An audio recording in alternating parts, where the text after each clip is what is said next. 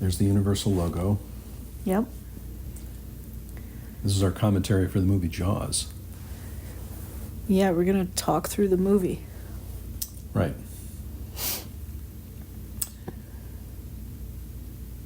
Hopefully you pressed play already. I hope so. I hope they did, yeah. Yeah. We're watching this on mute, so the screen was just blank for a while. Right. But this does have a... I love the titles Roy Scheider, Robert Shaw, Richard Dreyfuss. Three of my favorite actors. I was going to say two of my favorite and that other guy. And that other guy. All right, it says Jaws on the screen. We're underwater. I love this. I just remember seeing this movie. I saw Jaws the first time. I've said on the channel many times before how Jaws is my favorite movie, and it still is after all these years for many reasons, which I'll mention a few of them as we go through it. But I saw this movie in the summer of 1975 when it was really popular, and I was on vacation with my family, and I probably saw it more than once at the time too. And then you and I saw it in the theater. Yeah, we went to a Fathom event and saw it in the theater. Yeah.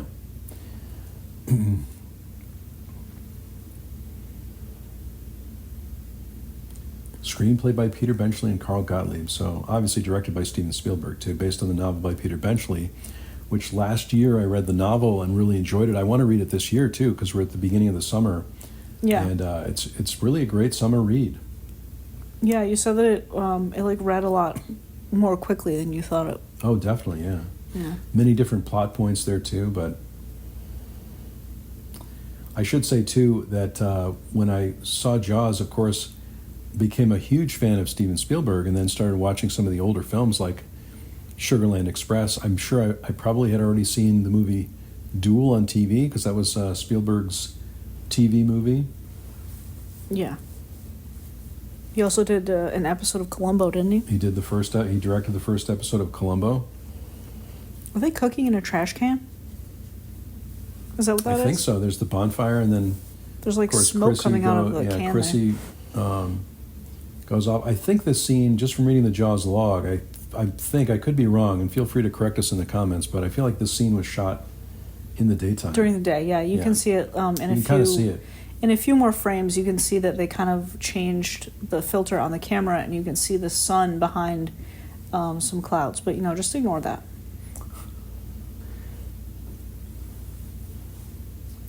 See right there. And he rolls in the sand. You could see the sun. I guess it's supposed to be the moon, but it's not.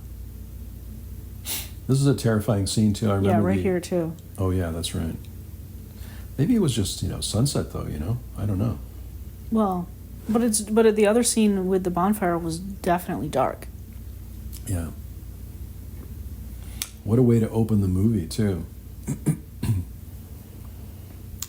I'm not sure I'd want to swim this far out in the ocean, even if, At having night? seen Jaws, I probably wouldn't. But even afterwards, I definitely wouldn't. It is different swimming at night. In college, I went to college by a lake, and we went swimming a couple of times at night. It is very different than during the day. Plus, we've seen a lot of river monsters, so I think it's... Oh my goodness, yeah. I remember in this scene too that it's a terrifying opening scene, but I remember they had some device that they put around the actress's waist, I think, to pull her from side to side. I believe that's the case. Yeah, I think so. So when she starts to go into the water...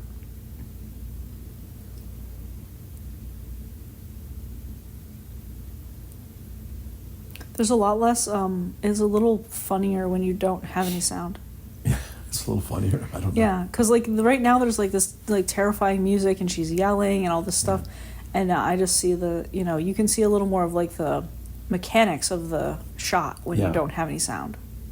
Which is, I think this is the first time I've watched it without sound too. So, of course, we had the subtitles on, but... Well, not a few weeks, I guess it's been a few months at this point, but we watched part of The Thing on mute.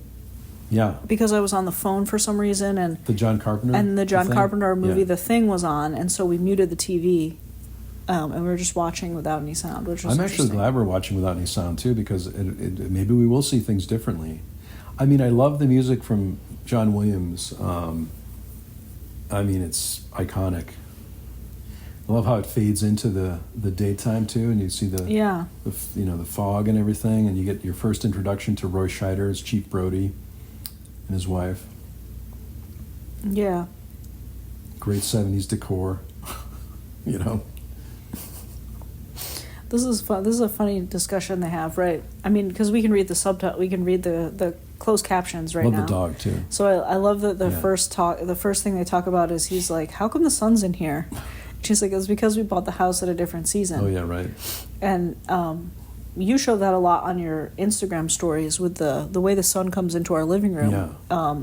In different seasons.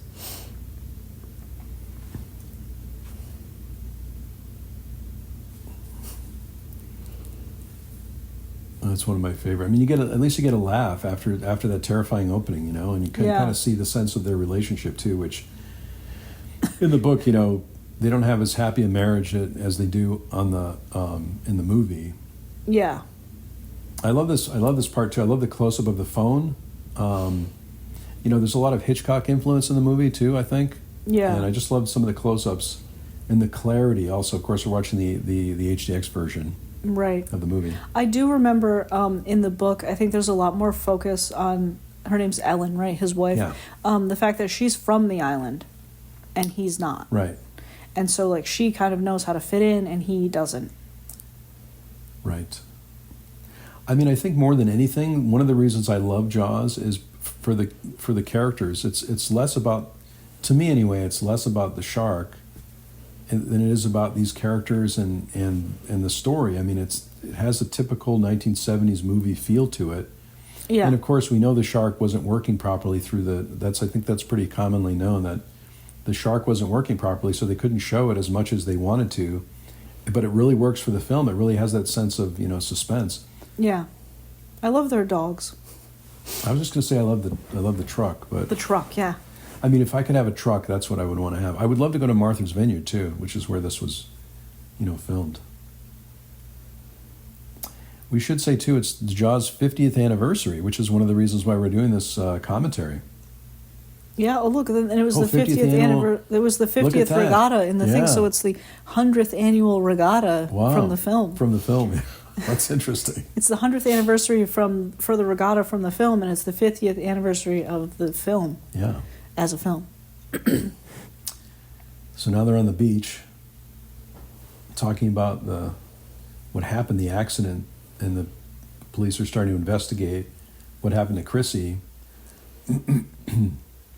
Something interesting I've heard about the scene coming up too is that there was actually the hand that comes out of the sand.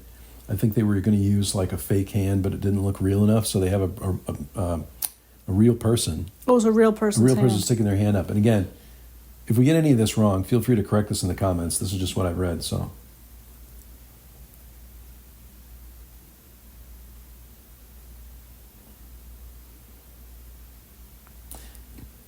It is funny too without the. Oh, that totally could be a real hand. Yeah. How'd they get all those crabs? Did someone probably had to get the crabs out of the ocean, right? Out of the ocean, maybe. Yeah. And then those seagulls are going to eat them. Some of these locations too, I've seen online where you can visit some of these locations. Obviously, they're real locations, but. Like when people like take photographs and then they frame it the same way as in the film. Yeah. And there's Polly. Isn't that Polly? I think so. Yeah. Great character. You know, you really do see things differently when there's no sound, because you can really focus on the cinematography. So I am glad we're watching it this way. You know, it's the first time I watched it without the sound. It reminds me of I took I don't remember what it was called, but I took a class essentially about cinematography, like shots and framing and things like that. And it was a lot like this. I think we watched the film with the sound, obviously, but there was a lot of pausing and stopping and rewinding and looking at the shot. But it is interesting to watch just to see how everything is kind of set up and moves. Yeah, I always love those close-ups too, which again may be a Hitchcock thing where you see the shark attack goes in on that form. Is that Harry? Which is interesting. Yeah, I think so. I didn't realize he started out with a bad hat. Yeah. And you get Brody walking through the town, which is fun to see.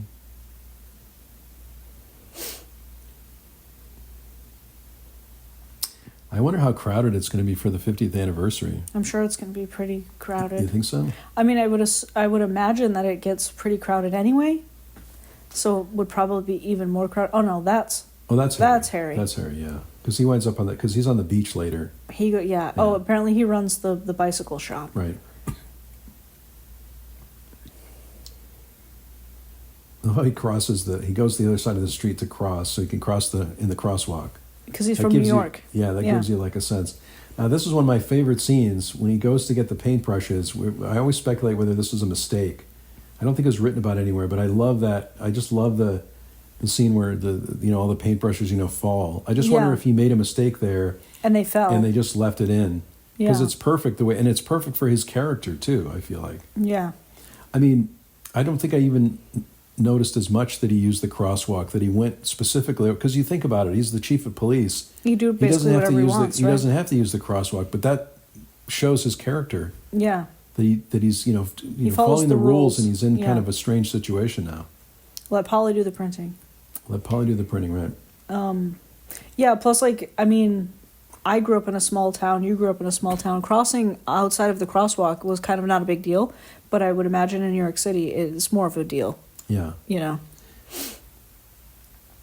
The other thing I think we're going to find too, and I've seen this movie so many times, but it goes very fast. It seems like it already feels like we're I don't know how far we are into the movie, but it's it seems like it's going really fast. Yeah, things are moving.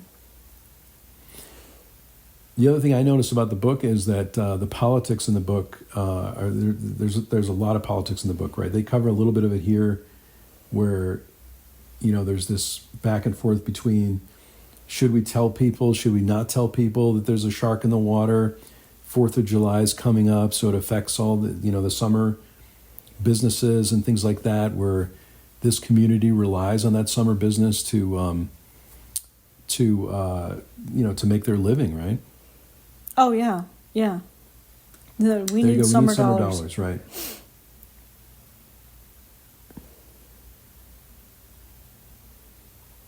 Although thinking about it now, I don't know that it's not that easy to get a summer rental on the ocean, right? These days, you mean, or I would imagine any day. So the mayor is all, we can't close things because people will go somewhere else. But by July, it's kind of hard to get a reservation anywhere. That's true. Yeah. So they can't really go anywhere else. I mean, they could try, but I find it interesting that less than 15 minutes in the story, into the film, they're already trying to spin the whole, the whole story, right? Yeah. So already the political elements of the movie are starting. Yeah. Even though I think before Jaws, and again, I was young, but I don't think I really ever was that aware of sharks per se. I mean, of course, I know there's, shark. I knew, what a shark is, but I was never this aware of sharks, I guess, until after Jaws. Yeah. That they could be dangerous, very dangerous. I think I knew that they were dangerous because I was very interested in surfing for a while, and surfing and sharks kind of go hand in hand, you know? But yeah, vacation, East Coast ocean beach towns, I don't think I really thought about the fact that they had sharks.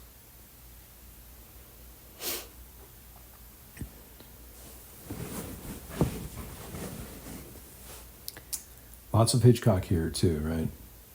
That scene where where they zoom in on Brody and the camera's moving and there's somebody coming in front of the frame. So this and the great thing about watching this film over and over again is that I don't think I had an awareness of Hitchcock at the time when I first saw it, right? Yeah. But then when you start watching Hitchcock films, you realize how much of a fan Steven Spielberg was of those films and many other films. But yeah. I remember I took a 70s Here's film the shot class. Right here, This one. Where there's people moving across and they zoom in on Brody a little bit. Yeah. And you get the sense that, he has to be on alert. Even though everybody else is enjoying their time, he's the chief of police. He has to always be watching things. Or he just is. He's he wants to keep people safe, but... Oh, there's Harry. But he's supposed to be relaxing, right? He's supposed to be, yeah. I was just going to say, I was in a different film class, and they talk about the color yellow in this extended scene about, like the raft and the woman's hat and, things. There's a lot of yellow. Yeah.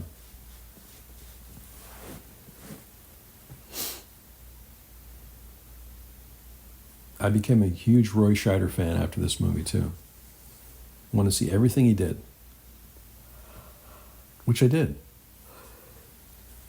7 Ups, French Connection, that's all before, of course I didn't know he was in any of those films, but when you think about French Connection, he was in the French Connection before this movie, but yeah. And he's in the 2001 sequel. 2010? Is that what it is? Yeah. Yeah. Look at that hat. That's some bad hat. That's some bad hat, Harry. Which is the tagline for House MD, right? No, that's a production company. Right. Is a Bad Hat Harry Productions, and they say that at the end. Right. Yeah.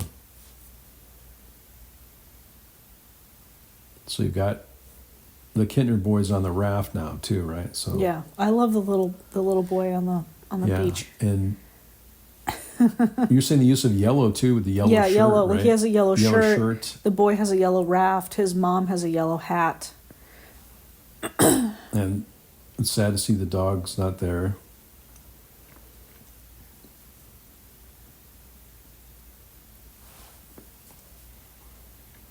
Again, we haven't seen the shark, right? Up to this point, we're over 20 minutes in the movie, I think, but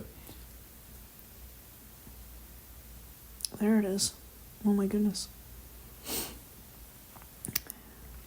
But at this point, you're building suspense by not seeing the shark, right? I mean, they had a problem in production because the mechanical shark wasn't working, but it really worked to their advantage. I mean, this movie in many ways is a sort of one of the first, maybe, obviously it was a blockbuster, but it was one of the only films shot on the ocean, right? I mean, oh yeah, which was a bad idea. It's tough. You don't realize how the ocean moves. I would imagine, how do you keep the shot stable on a boat? How do you, keep the tides from affecting where people are swimming and where there's the yellow hat. There's a yellow hat, and then the raft is yellow also, right? Yeah, I mean, I would imagine a lot of the stuff you wouldn't, would make it just that much harder because the ocean is a moving, kind of a breathing thing. Yeah. And also, I remember Spielberg talking about this, or there was a special feature too where they would say, well, if they were shooting the Orca, there was one sailboat on the horizon, they had to wait for it to go all the way across so they could finish the scene because there was another boat. They wanted to make sure that in the near the end of the movie that they're out on the ocean by themselves. There's no other boats around, right? Right. Well, and we've seen some photos of production. There's so many people on the boat. Yeah. And they have to get the right establishing shots so you don't see so you assume it's just them, but it's really 12 people on a boat. Yeah. Also, we're going to see Robert Shaw here in a few minutes, but I read that he got very seasick on the boat. Oh, yeah? Yeah. I mean, I'm sure they all got seasick to some degree, but... I mean, it's not that big a boat, and the ocean is rough. I've only really been on a boat in a lake, so... I've been on the ocean before, but I can only imagine what the Orca would have been like. It's funny in that other shot too. You don't really see Quint must have shown up in the background because he's really seated at the chalkboard. But I didn't even see him come in. I don't think he's come in yet. Because he comes in with his friend and his dog. Yeah, and I think there's even a deleted scene. There's another deleted scene, I think, where he goes into a music shop, too, that's not in the movie, but...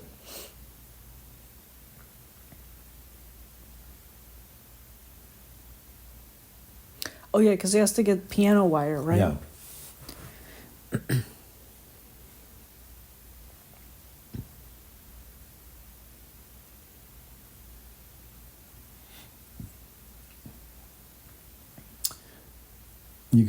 you can see how this applies. You know, this particular scenario, this plot, is very similar to a lot of things that happen in life too. This emergency that's happening, but then you've got the impact to businesses, the impact on other people's lives. But this is really, from Brody's perspective, it's an emergency, right? Because people are... That woman just said 24 hours, that's like 3 weeks. Yeah. And it's like a day, right? I mean, we've talked about it, like summer is pretty much only 6 weeks. The hand on the chalkboard, Quint. He did some art while everybody else was talking. Do you think he really drew that? Or do you think someone else drew that? Because there wasn't anything on the chalkboard before, right? I think someone else drew it, because in the other shots, there were a lot of people like covering the board. I always wonder if he's eating like saltines. I think he is, yeah. Saltines? Yeah. They look like round crackers, but I thought they were like traditional saltines. I don't know. This is one of my favorite speeches that he does. Obviously, the later one is a lot better, the Indianapolis story, but he only has one saltine or one cracker. I thought he had a couple, but where'd all those crumbs? I mean, there's no crumbs. How does he manage that? Yeah. I always wonder if they have to do these scenes twice, how many crackers they eat.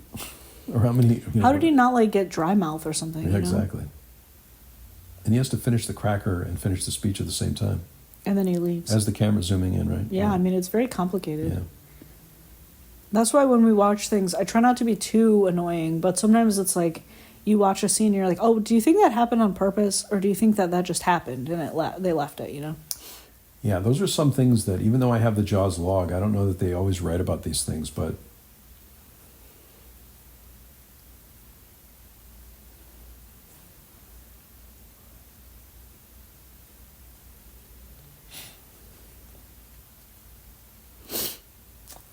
Huge Robert Shaw fan after this, too. Yeah. I think Robert Shaw did a movie after this, I think it was after this, called The Deep, with Jacqueline Bisset and Nick Nolte, which I really liked, too. And I was, you know, when you see an actor that you really like, for me anyway, I like to see everything they do. Yeah. You know? And, of course, Robert Shaw had been in many, many movies before this, but...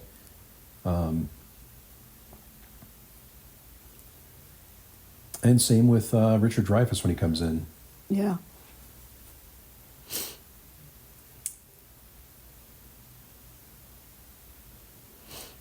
This is great. Flipping through the book. Oh, yeah. There's a dog. Yeah. On the I side. love their Very little cute. doggies. She scared him. I mean, each scene is really... I mean, this movie is so well edited also, right? There's really no scene that I could see anyone cutting out. I mean, I'm glad they cut out maybe the other scene with the music store or Quint walking or, you know, whatever. But yeah. To me, it's I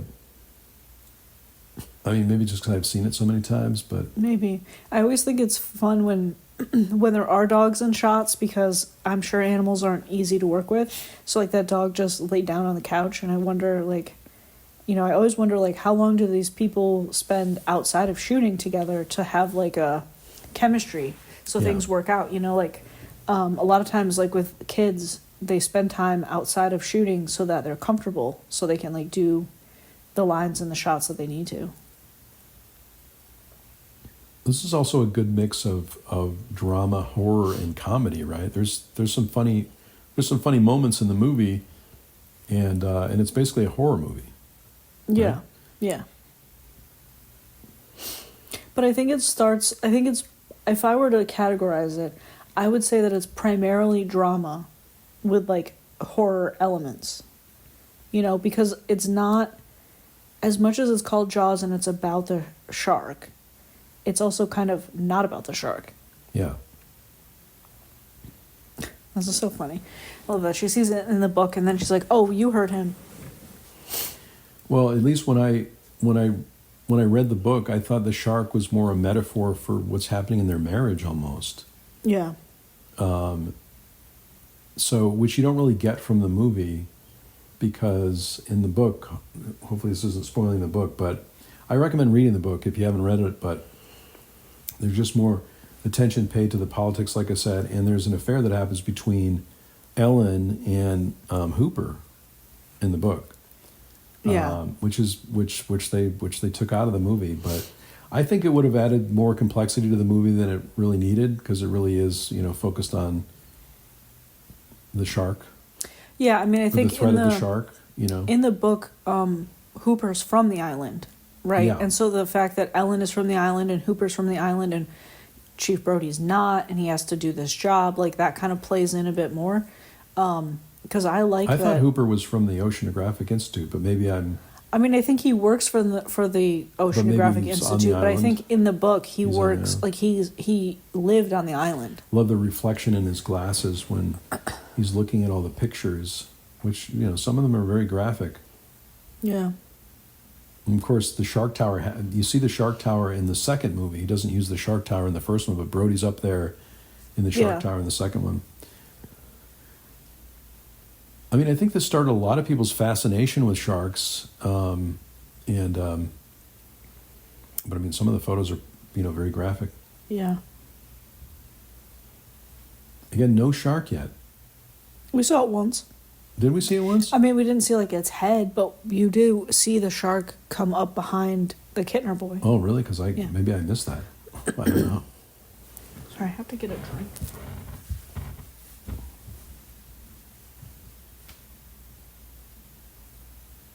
This is all no shark, though, but you can get the sense of maybe the size of the shark. Yeah. Because of the way the Excuse me. And the tension that happens too here, the suspense that happens here too, right? Yeah. When the part of the dock is coming back, and then when he starts to climb up the wood, and you see the close up of, we're going to see in a minute here, but close up of the shoes, trying to get up off the. Oh yeah. So. I think this also highlights, like, they said, oh, the beach is going to be closed for 24 hours and we're going to do what we can. But then you forget that, like, the rest of the people of the island are going to do their own thing, right? So these people are trying to get the shark all on their own, and that's pretty dangerous. The other thing, too, is, and I think they talk about this, they keep the camera a lot of times at the water line. Yeah. So you feel like you're in the water. You feel like you're... Right. The water's coming up over the where the camera is, and so that's also very terrifying. But in this movie, up to this point, I've seen the movie a lot of times, but up to this point, we haven't seen the shark yet. So it's all in your mind. How big is the shark? Yeah, it could. It also could not be a shark. Yeah, it could be something else, right? I mean, we know it's a shark, but yeah. Yeah.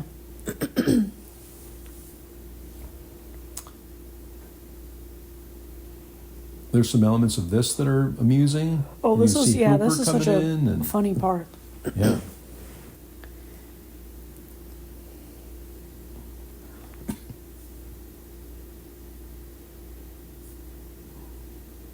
If you think about it, too, Brody's kind of out of his element. Hooper's a little bit out of his element because he's used to working in a lab. Yeah, he's he's a research scientist. Yeah. He's not used to, Brody's not comfortable with the water, which we find out a little bit later. But so you think, well, why is he a police chief on an island then, right? Which they even say. I mean, did they talk about? I feel like Harry said something where he was like, "We know about you, Chief. You don't get out of your car on the ferry." Right. Yeah. So you're already, it's already a thing where he's sort of like a fish out of water. Yeah.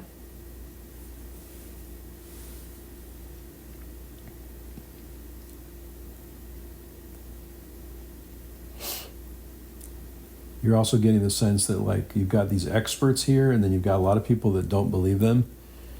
Yeah, like everybody has their own opinion. Everybody has their own opinion about it, or we're just going to do what we want to do. But yet you've got experts. You've got a shark expert who's just on here. I love this. I love when he waves. I love when the deputy he's so waves like oblivious back, the whole time. Like, yeah, it's true. He's the one who like discovered her on the beach, and then he just he doesn't know what to do. I love the clarity in this, though. But this is true for 70s movies. I think this is one of the reasons I love 70s movies, too, is because it just has a certain look to it. Yeah. And I think you like that it's sort of like, it has like the essence of a stage play while being like more than just a set. Yeah. Like true. It has like that clarity of like, it's real, but also not real at the same time. But also, yeah. And maybe again, the colors, the lighting. Yeah. The lighting is so, crisp and clear, but So there's some camaraderie here between Brody and Hooper now. Well, they talked on. Apparently, they talked beginning. on the phone, but we never saw that.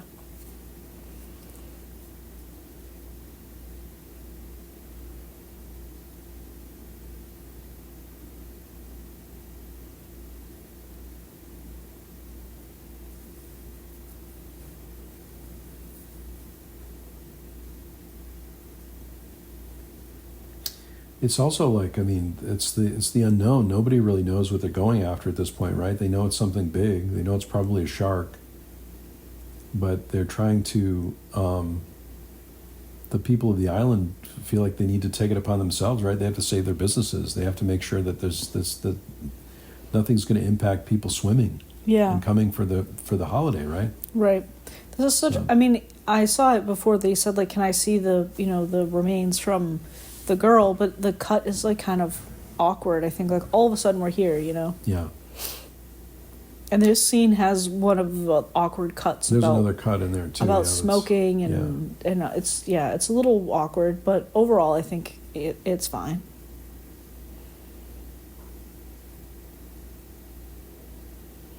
And also, he's not used to seeing a human body. Yeah, I mean he's from the Ocean Institute. Yeah. Like I'm surprised he even wants to see anything.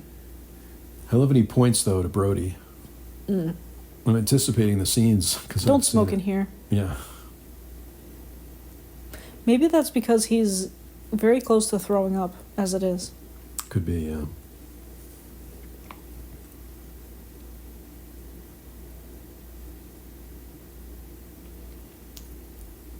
Plus, I guess, like, thinking about it now, he just asked, did you tell the Coast Guard? And he's like, no. I was like, but why would they not have, like, if they think it's a shark, why wouldn't they have told the Coast Guard? Yeah.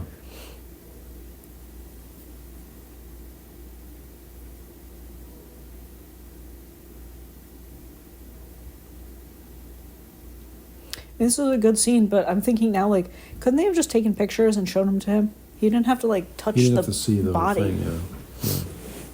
I guess that adds, like, the horror component, right? And there's like, this long, dramatic pause, right, where he puts water on his face and, yeah. Then we get some confirmation that we've got a problem. Yeah. Those are pretty good, though. He's like, we've got a shark, and then you immediately see a shark. See one, right, yeah. He's missing a lot of teeth, that one. Yeah. So did they really get a real shark for this, or is this another fake shark? I think they did. I think this is real. And I think they said it smelled pretty bad because it had to be on the dock for a while. That's what I remember. But Carl Gottlieb, of course, in the movie, and he wrote it, or he helped to write the whole thing, right? And then he wrote the Jaws log too. So. Oh, look at him! He's so happy.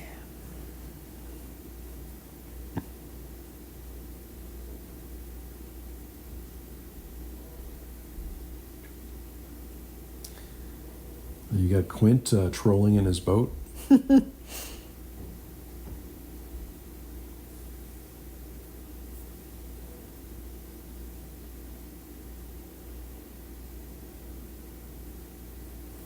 I just think you see everything in here. You see politics and media and the fact that one thing like this can really upset a community. Yeah. That they don't know exactly what to do, and you've got differing opinions on what you should do, with the police chiefs trying to protect the people and the mayor's trying to protect the town. So, of course it's a horror movie, but at the same time, one of the things I liked about it is that you've got this kind of microcosm of a community that's in turmoil, trying to figure out all these issues and what to do. Yeah, I think I was thinking a lot about the film Halloween here, because I think a lot of those similar topics come up, but because the threat in Halloween is a person, it's a little different, because this is nature, that's right? True. Yeah. This is almost like a disaster film, except for there's no weather. It's a shark. Right. I mean, I still feel like this is one of the greatest films of all time. It's it just has all those elements in it, and it's got great actors, great characterizations. And I don't know, it's one of my favorite films of all time. Still. I think it's great. it started off the idea of the blockbuster too. If you think about it, I mean, there were popular films. It just but happened, right? It was films. so popular that everyone had to see it. Yeah, everyone had to see it, and it's you know, it's a film that I think in those days, you know, you want to have a film be an event that everybody can talk about. Sort of like a couple of years ago when they were trying to do the same thing with Barbie and Oppenheimer, right? They were trying to make it so that you wanted to go do those things so you could talk about it. Right. And here in the 70s, before social media, that's what you would talk about it. You know, at work, at school, you know, you would go to this thing and it was a shared experience. Now it's not so much because we have streaming services and maybe not as many people go to the theater. But, you know, after this movie, I wanted to see you know, you look forward to summer movies. Right. Plus, I guess it makes me think of, wasn't Psycho was like that, where like you could, like people wouldn't be admitted to the theater after a certain amount of time, and people were passing out. And I wonder, this is the scene where Chief Brody gets slapped on the face, which looked I think she really gets you know, it. you have that reaction shot, you know, with, you know, Hooper, but I think this actress, I can't remember her name, but she would go to events and people would ask her to, you know, slap him in the face. Yeah. Like they wanted that. Yeah, they wanted that, right? So, which I thought was interesting for her as an actress, you know. Yeah. I don't know if she did it or not, but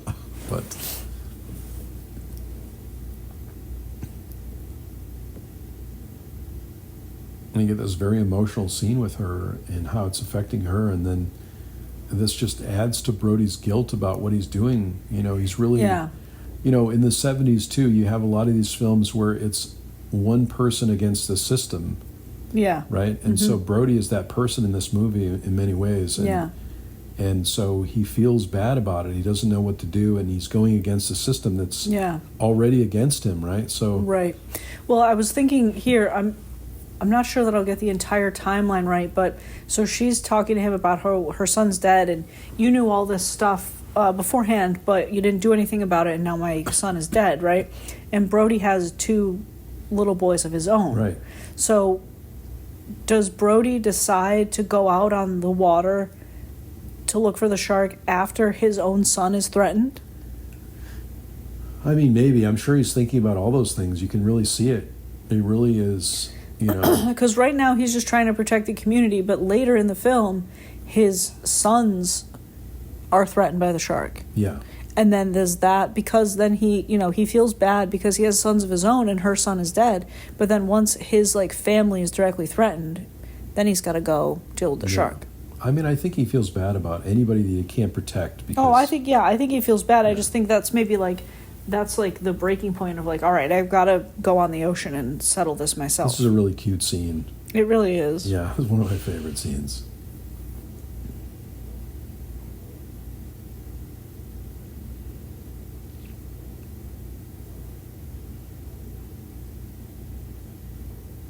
And you've got everything in this film too, because you've got horror, drama, comedy, right? Yeah.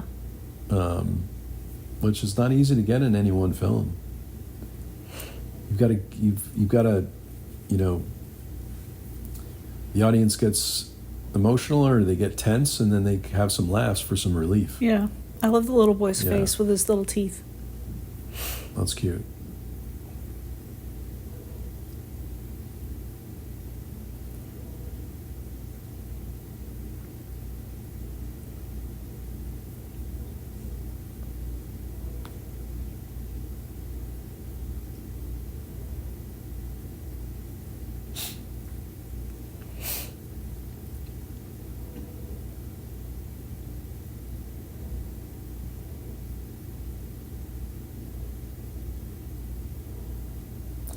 I think there are a lot of films like I said, like this in the 70s with one man against the system, like Serpico, for example.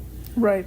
But you can see the toll it takes on a person trying to go up against a system. Right. That is maybe not just or not the best, and it's not something that's easy to do at all. Right. I mean, it's very complicated. It takes a toll on you know, Brody, I think, too. Yeah. What are they eating? Look like chicken, but I like how they start to bond a little bit more, and then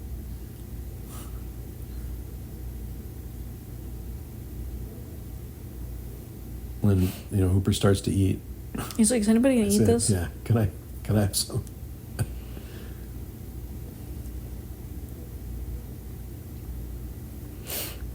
This is another example of, I saw everything Richard Dreyfuss did after this. I remember he did the movie, I think, right after this called The Competition with Amy Irving.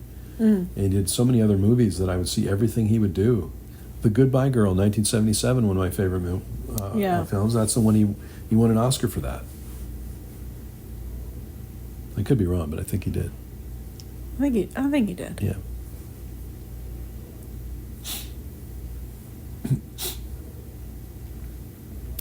I always wonder about this cut too. You see Brody opening the wine, and then they do cut, so he probably was not able to get the wine completely open. Yeah, he peels the foil off the cork. Which would be a tough thing to do. You realize in movie making that he could get the corkscrew in, but then if you ever tried to open a bottle of wine like that, it's not easy. Yeah. So he gets the corkscrew in, but then there's a cut. There's a cut, and then the wine's open. And then all of a sudden the wine is open. Yeah. Which makes sense, because you have to do that. Maybe you have to do that take over and over again. Who knows? And they're talking, while he's doing that. Is that the other one? Or no, there's a bottle of white wine there too. So you've got red wine and white wine. Right. Correct. And I love this too. I love this. You might want to let that breathe. Never mind. Yeah, it's so funny. Yeah. And Hooper holds out his two fingers to his wrist. No, that's enough. That's fine. Thank you.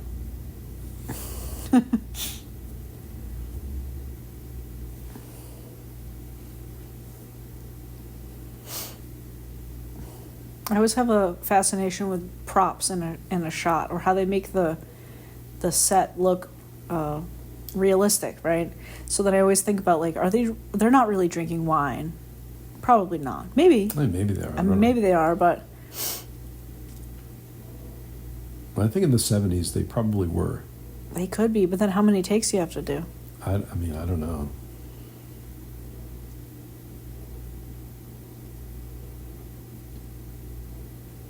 But Brody's studied it now too, so he's a lot more worried than everyone else. Yeah.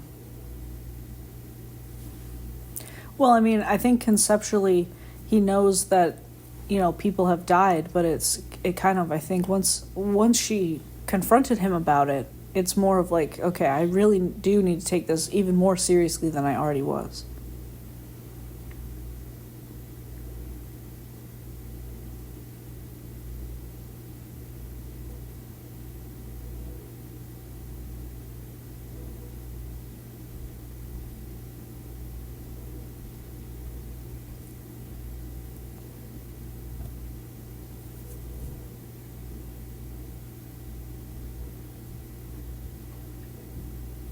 That's one of my favorite lines in the movie. I can do anything. I'm the chief of police. That's right. Well, I think he also is considering that he is in a position of power, so maybe he should use a little more of it. Yeah, that's true. For himself, instead of trying to make everybody happy, right? Yeah. Even though up to this point, except for Hooper, nobody's really with him, right? Like, nobody's with him. The town people don't, they think they've caught the shark. Right. Already. So they want to get back to business. They want to have holidays. They want people to go swimming. They don't want to see, they don't want to see anything shut down.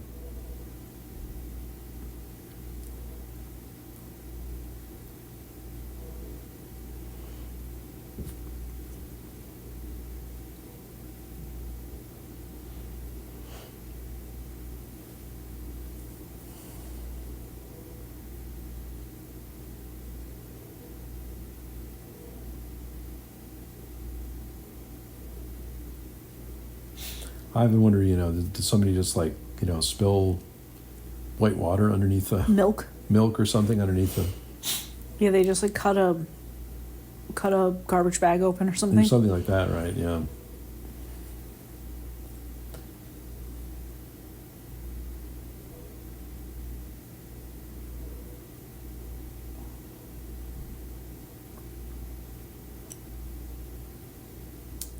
Maybe that was disclosed in some commentary. I haven't listened to all the commentaries from the movie, but But it seems like a lot of those details that they don't really cover in some of the commentaries. But maybe I missed it. I don't know. I don't know. I'm sure there's a bunch of them. It is, Now this shot here was filmed in a tank. This is Esther Williams did movies, right? And so this was actually shot in a tank, I think, on the Universal lot. That's what I read. It looks like it. It looks like a tank, right? It doesn't look like the ocean. I think Hooper dives in here soon, and you can tell that it looks more like a pool than it does like the ocean. Yeah. I have to say, coming up here, too, is one of the scarier scenes of the movie. I think, at least I remember being in the movie theater, and the scene coming up here, people jumped. Yeah. Because, Sorry, there's an unexpected scene in there. Go I ahead. was just thinking about symbolism, and it's interesting to me that Hooper is the shark expert, and as soon as he gets on the island, all he talks about is food. Yeah. He's like, where can I get a good place to eat? He comes into the house. He says, is anybody going to eat this? And now we're on the boat. It's been like an hour. And he's like, here, do you want any? He's eating all the time, just like a shark.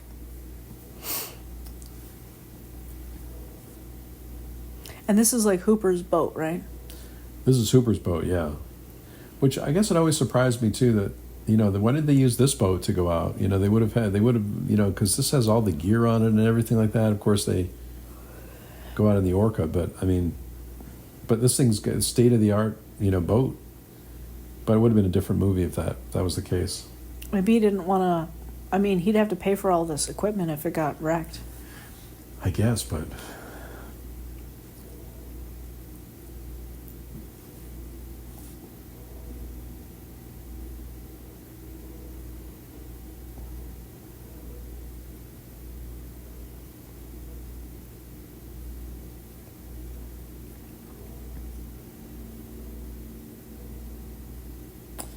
Look at how calm the water is there too, right? So it's very. Maybe this. I think. Definitely when he goes into the water, that's in a tank. But I don't know. Maybe this is still in the ocean. I'm not sure, but it doesn't seem like it. I don't know. It doesn't seem. There's not enough waves, I don't think. Mm-hmm. But I don't know how big the tank is either. Yeah. A lot of it is creative editing, right? True. But when he turns on the lights to go out, it looks like the water looks a lot more shallow to me. Oh yeah, it's like because it's lit from below, yeah. And it kind of has that like Titanic look where you're like, oh, pool water. But this could still be in the ocean. Again, I'm not sure. I don't think it is. That looks like a tank to me, but yeah, that boat doesn't even look like it's on. Yeah.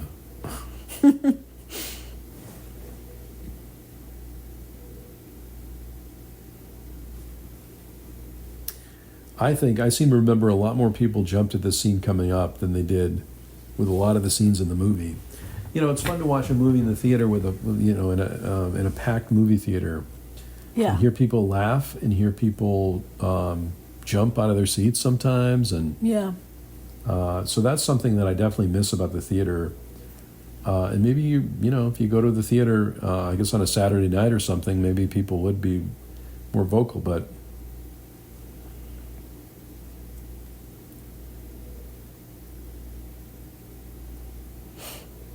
Sometimes movies are timed in such a way too that they leave space for the laugh. Otherwise, you'd miss the next line. But see, this scene right here, with the lights underneath, makes the water look really shallow, and like you could see the bottom almost. But yeah.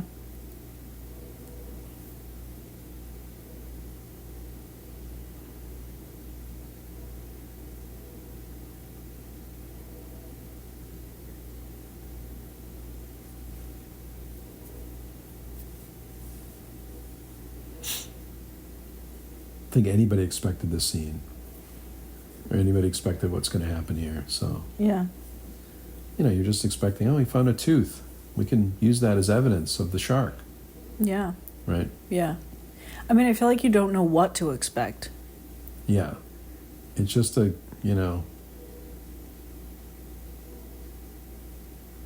you can tell it looks pretty fake, but in the movie theater, you get the close up, the way it's edited. Yeah, between like the music and the cuts and everything, it's like it's pretty. It's pretty scary. And again, Hooper's used to dealing with, sharks and fish. He's an oceanographer, and so he's not used to seeing dead bodies either, you know what I mean? Right. So you can tell he's stressed. But there they go. They lost the one piece of evidence that they could have had, which we're going to see the scene now, right? Yeah. This is a great scene, too.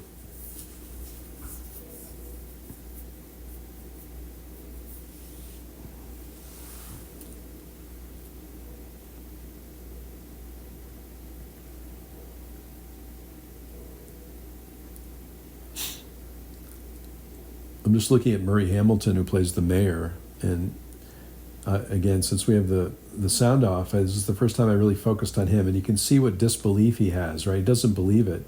There's no evidence. They're going to ruin my community here. These guys don't know what they're talking about. Right. They haven't seen anything. I need to make, it's like you can really see on his face. Murray Hamilton, of course, did a lot of different movies, but,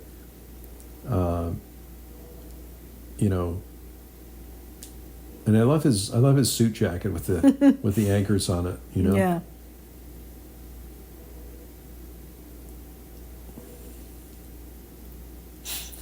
He's a politician too, so he thinks these guys have a political angle for some reason, right? Right. That he's just trying to get famous. That Hooper's just trying to get famous to try to prove Doesn't that he's got the say, shark. Oh, you just want to get your name in National Geographic. Yeah, exactly. And they're saying, "Hey, we've got an emergency here. Why don't you believe me?" kind of thing, right? Yeah. So.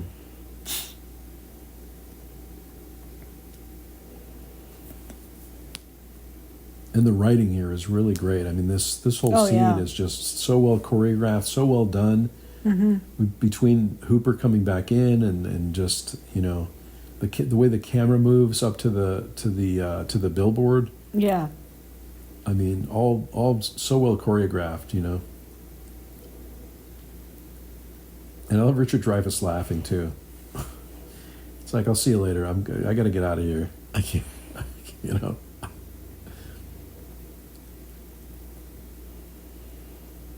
I guess that is a little surprising. I mean, maybe the cost is part of it, but it's a little surprising that they don't say, well, why don't we just have Quint do it? We'll keep the beaches open and we'll have Quint go do it and we'll pay him to do it. I mean, I think they do. Once the scene in the lake comes in, I know they do, but like, don't you think as the mayor, you'd be like, well, why don't we pay that guy to go do it, and then we won't have to close the beaches? But even that sounds like too much money, though. Yeah, it's pretty expensive. $10,000 in 1975 also. For one guy. Yeah. Yeah. I love how he laughs here, too. Don't forget Richard Dreyfuss did Close Encounters after this, too. Yeah. The other Spielberg film, which is also brilliant. We watched most of it. I think we watched most of it. It's a lot heavier than I remember. Yeah, oh, definitely.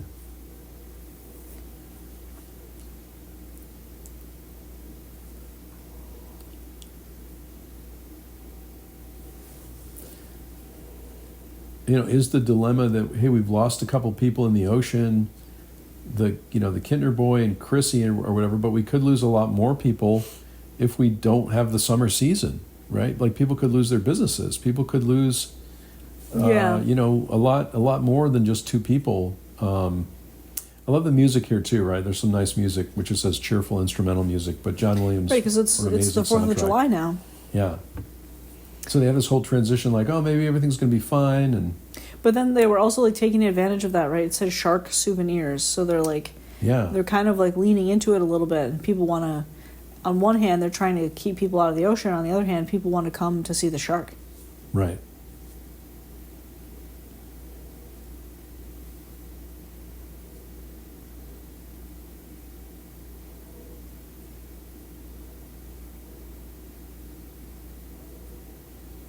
And such a different experience for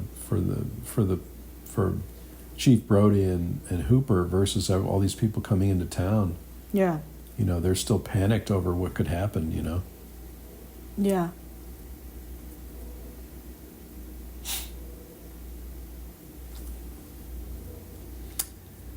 The other thing I read too is when they were filming this, the water was very cold. So when we get to some of the beach scenes. You can imagine being in such cold water, which looks like summer. But if you're doing multiple takes in cold water, like that, and you have to look like it's the summer, and so. Oh, they have that shark arcade Yeah. arcade game. Yeah.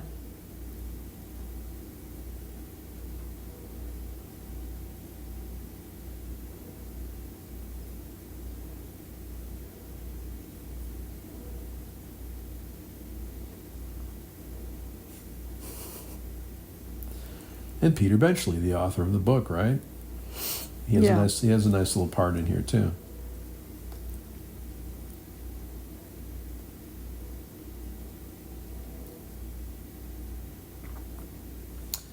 Maybe it was part publicity, but I also read that he didn't really get along with, or he had a lot to say, I think, about the movie and what it, the way it deviated from his book. Oh yeah. Which I'm sure a lot of authors have, because once you create something and then you give it to someone else, it turns into another thing. And so maybe he just had some issues with it. So, yeah. But just imagine how cold it could have been here too, right?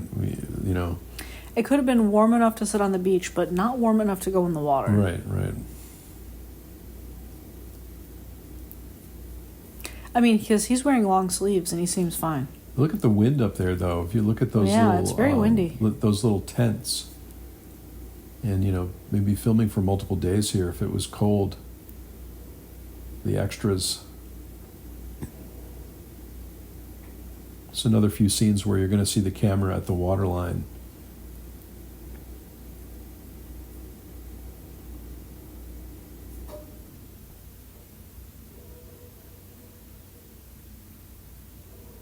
You gotta put the kids on the raft because it's too cold. Yeah.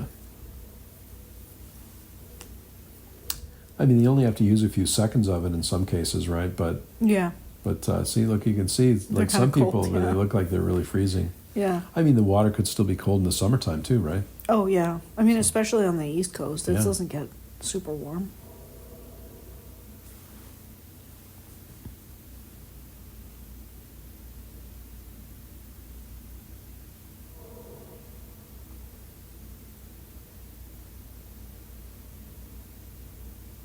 And the pond.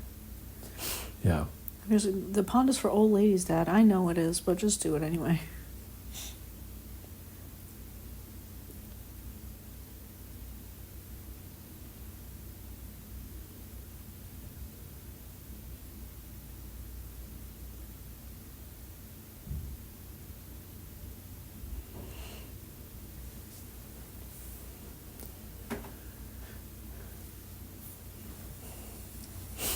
He's my favorite.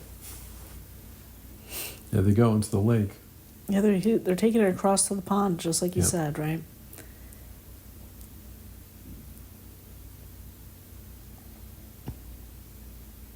It looks cold.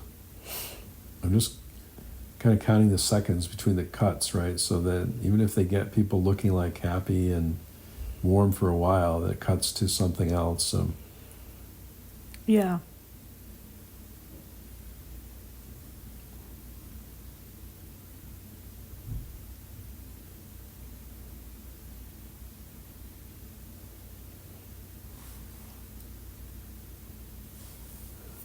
There's a camera at the waterline again. Yeah.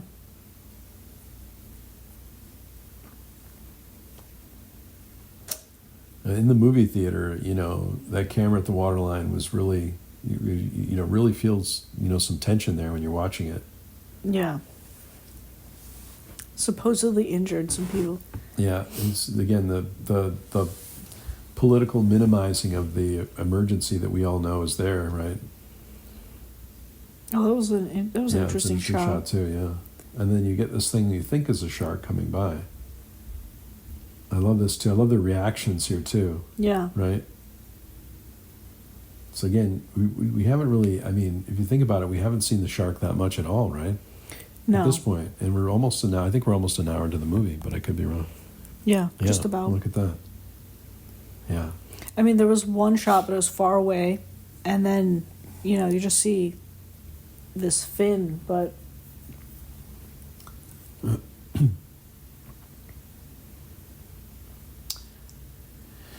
do you really think that a shark is going to care about a whistle? Or is it more just like they cause chaos? I don't know. I keep thinking about the way media is today too, right? You see this thing that's maybe the shark, but you're not really sure if you're watching the movie for the first time. But we've seen it before, so we know that it's not the shark, right? Yeah. But you get all the sense of like how one event can maybe distract you from the real thing that's happening. Right? Yeah, I was thinking about that. Like in this, like this is real. This is real chaos, right? This chaos here. I worry about these people that are almost trampled. But you can see the water coming on the camera, and the older gentleman getting dragged out of the water and things like that. I mean, well, they worry in one place and then they forget about other places, right? And then that's where the real threat is. Or you can see how easily, as human beings, we can become distracted by something that's not real. Right. Right.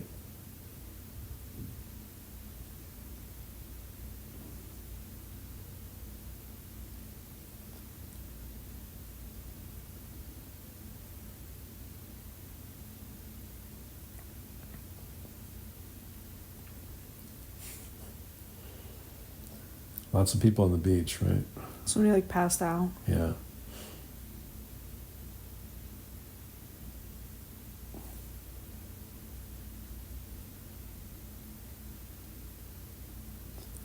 And then you get one person that's seeing the real thing that's happening. Right.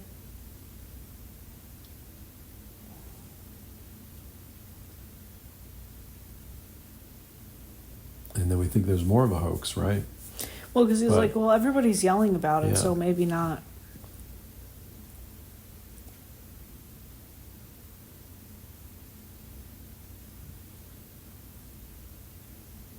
Nice shot of him running through, and that's a nice shot also of the shark. This is the other place too. I remember when I was a kid renting the laser disc, and that's where you'd have to flip the laser disc over when you saw the fins in the lake. Yeah. You'd flip the laser disc over. So this is our, keep in mind we're a little bit over an hour into the movie, and this is the first time that we've seen, the shark. Like an actual shark. Yeah, and I feel like these first images of the shark are pretty terrifying. I mean, this whole sequence, I think, is one of the most terrifying sequences in the movie. Yeah, where you just see that looks pretty real, right? And then you see this, this graphic, not since the pictures in the book do you see this, that looks pretty graphic, and then you've got the leg falling down in the ocean there too. So with those few seconds, those were a few seconds there, right? Yeah, I mean, it looks pretty real. Yeah. And also the shock of the son there looking at the... because he just watched it all happen, Also, something rare but you see this a lot with maybe international films, or somebody staring into the camera with the son staring into the camera, looking back at us almost. Yeah. Like terrified. Yeah.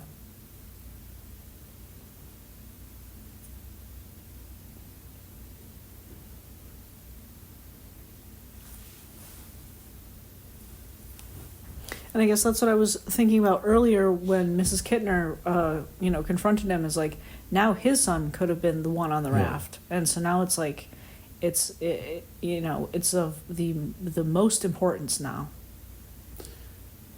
Right. This is directly affecting the chief of police's, family now, right? Right. And I think, as we'll see a little bit later, the mayor also is in a bit of, is in shock. Like, oh, this is real. What are we going to do? Yeah. And you get the sense that this thing is out in the ocean. Where in this vast ocean, what is it? Yeah.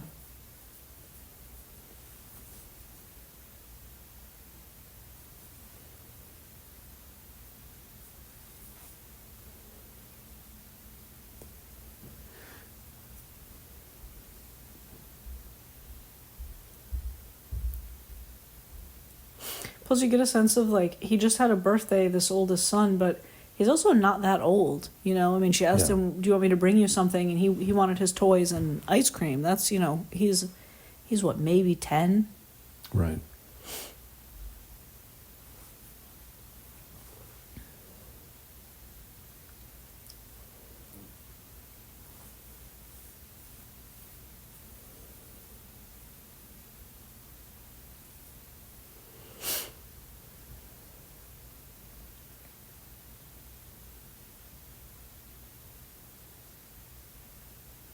Now Brody's got the upper hand, right? He's got more evidence now, so Yeah.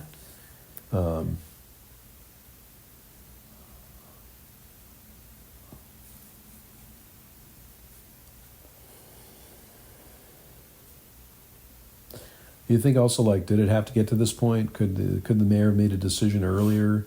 Yeah. Because now he's in shock because, right. you know. Well, and now he's like, I'm going to hire Quint. Yeah.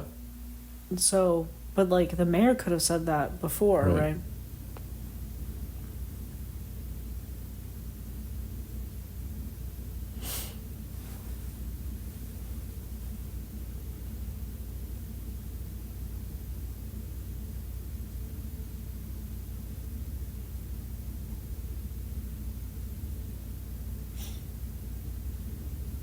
But he doesn't really have a plan, right? I mean... No. But also you see, like, when something impacts you personally, you see it differently. Yeah. Right? Yeah. Because before he wasn't personally impacted. Now...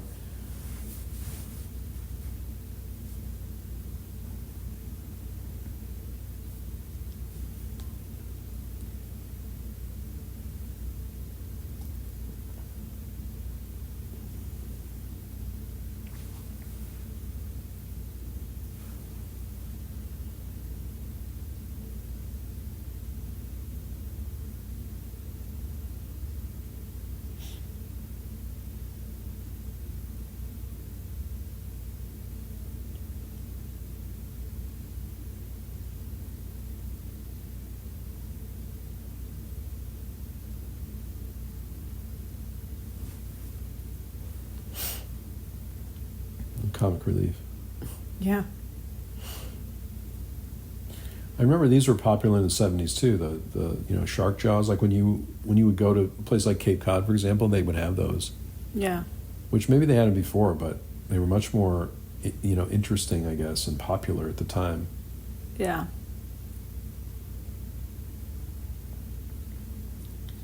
Then you start to see the conflict between Quint and Hooper, the different personalities. Yeah. It's just the working man versus the city man. Right. Right? Yeah.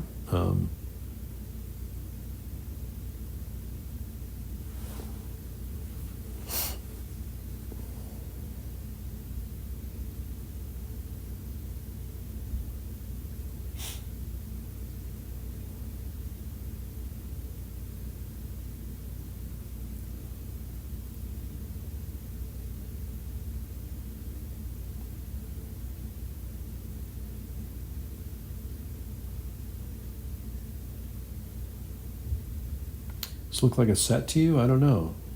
I can't remember this. Now that I see it without the sound, it looks more like a set to me. But I don't know if that's true or not. I'm not sure. I didn't think like it was. If you look out the windows and the way the lighting is, I'm not positive if it is or not. But at first, I didn't think it was because it seemed very small. But then in that shot there was a lot more floor space than I thought there was in the actual space. Yeah, and if you look out the window, it's just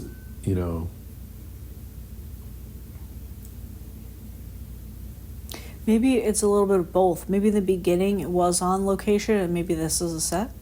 I mean, I think when they end the scene, when they look out, maybe it's not the end of this scene, but it just looks more like a stage to me. Yeah.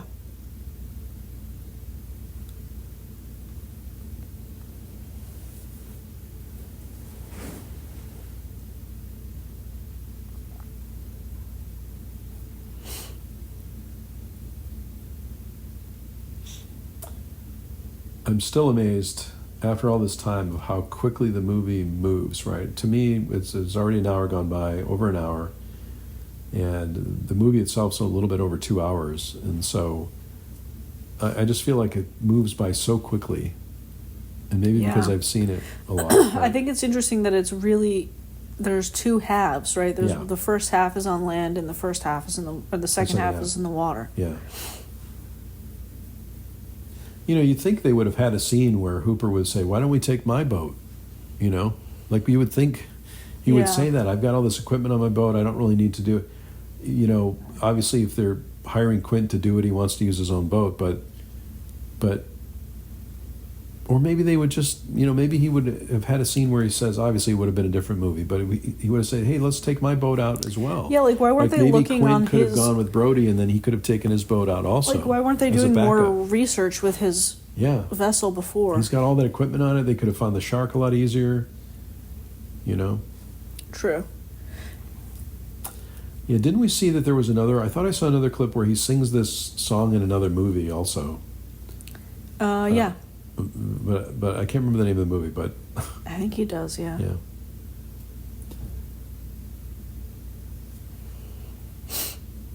This is a great little scene too, right? So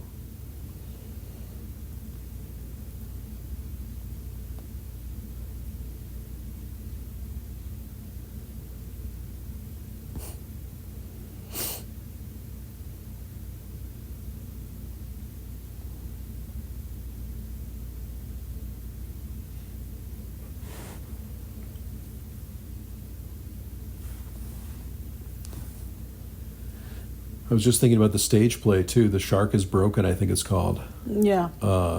Which we almost went, I thought it was last year that it played in New York City, and so I kept thinking, because I think a lot of it is there's a set that looks like the boat, and I was thinking like this, we're really in almost the final act of the movie, or starting the final act of the movie, and that's a lot of where the play, it looks like the play takes place, right? That's one of the sets, on the boat, yeah. On the boat, yeah.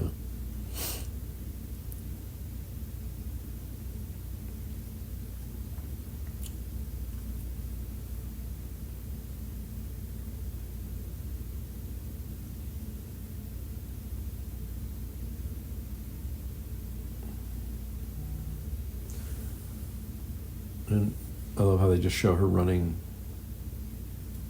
out. This is the shot I'm talking about too, which is one of my favorite shots in the movie. Yeah. The orca going out through the shark jaws, which I think this seems like another, even though you think it's Quint's place. I don't know. Is it that second floor above where he's got the orca? It's right there. docked? It was right there. There was like a window with a bunch of like lattice on it. Yeah. So maybe, but I wonder if that's. You just think it's that, but maybe they shot it in another. I don't know. I did see the Jaws, but I don't know if that was like the actual filming location. Yeah, it's a nice dissolve right into the chum. The chum water. There was a, and again, I've said this before, but please feel free to correct us in the comments. But I think there were two orcas, and one of them sank. Yeah. So, at some point. Yeah.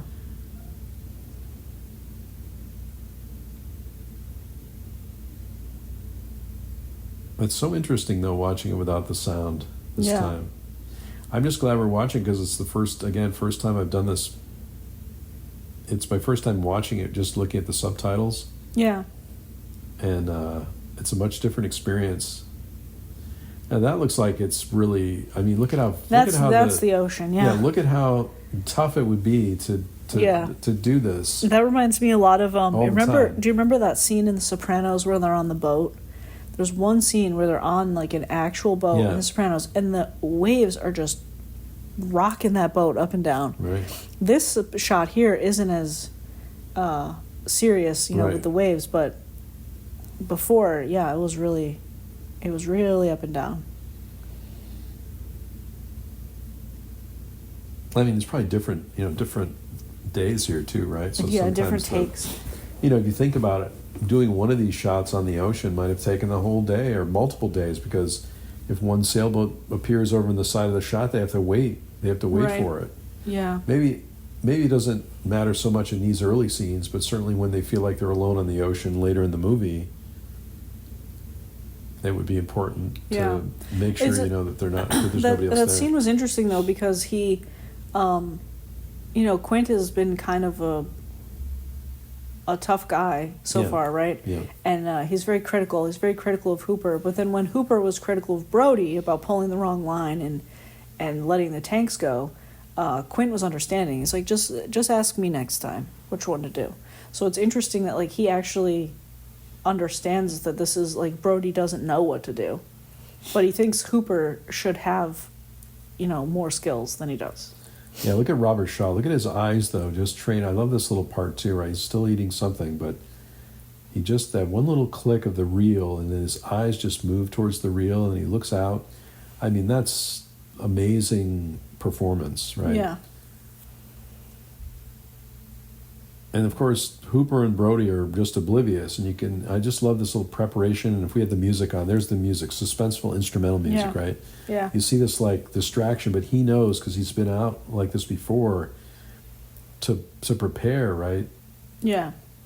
Look at his eyes. Just I think again, if we had the music on and the all the dialogue and stuff, maybe we would miss that. I don't remember seeing his eyes so focused on the ocean and the reel and everything, and all the details he has to do to make sure he's clipped in so he doesn't get pulled overboard by the shark or by a fish. Mean, he still could get pulled Yeah. out, but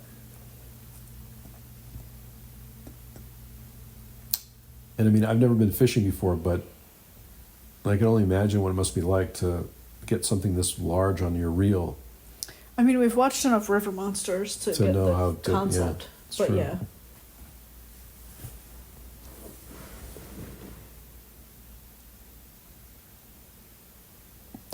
And we've only seen, how far are we into the movie? Let's see, like an hour and 16 minutes into the movie, and we've seen that one kind of realistic shot of the shark. There were like 2 shots of the shark, yeah. Yeah. But, I mean, it's almost, I mean, it's a lot of the movie without seeing the shark. Yeah. And then when we do see the shark, it doesn't, I mean, I you think can it tell looks it's pretty not. real. Yeah, it looks pretty real, but I mean, you can tell it's not, though. That's the thing. It's mechanical. Other than maybe some of the shots near the end, which was a real shark, but There were a couple real shots. that were shot in a different location to edit in, right? Yeah. Yeah, that nice shot of the orca there too. Yeah. And I guess the thing I'm noticing more and more with each of the shots, the ocean's a little different, right? It's not exactly Yeah. Sometimes it's really calm in certain shots, and other times it's like there it looks pretty calm. Yeah. And there it looks different, right? And so it's on Yeah. different days, but when you're watching the movie, you don't. Or not necessarily different days, but just different takes, different Yeah. times in the day. I love that shot of Robert Shaw, the close up of his face. So many of the close ups are great in this.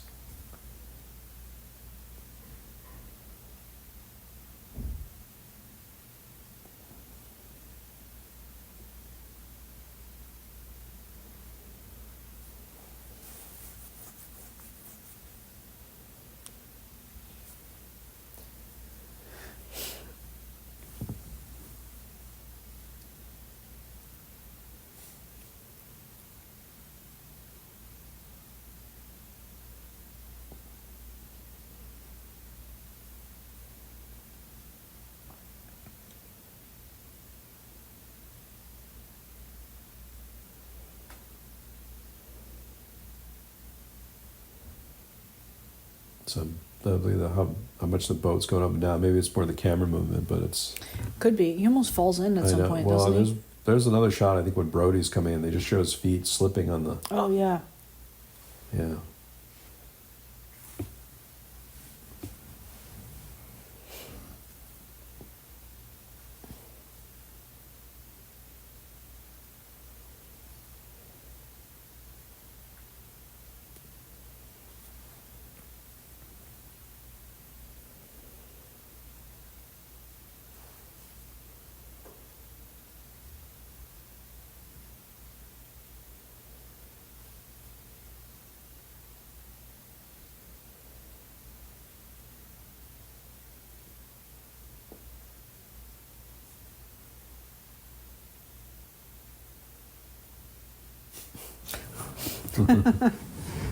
I don't know that they always got along either on the shoot. I don't think they said there were some arguments, I think, which kind of makes sense for the film it was probably frustrating for everyone, right? It's hot. It's hot. The ocean. Tiring. It's nauseating, and you can't get the right shots, and.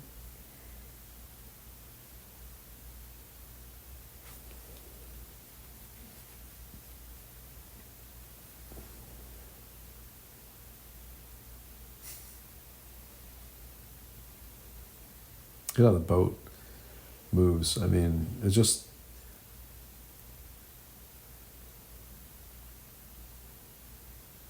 the ocean is so different sometimes in each of the shots. It's just that when we're watching it this way, you can tell it was obviously shot on multiple days, right? So, right. Well, and it also probably was shot out of order too, right? Yeah, could have. Yeah. That's a nice shot too. Yeah. You think about the cameras in those days too, right? It's not like they had a like, GoPro. It's not like they had a GoPro, right? How did they get a giant camera up that high and in focus to get the shot? And then this is a totally different shot with a totally different setup. Right.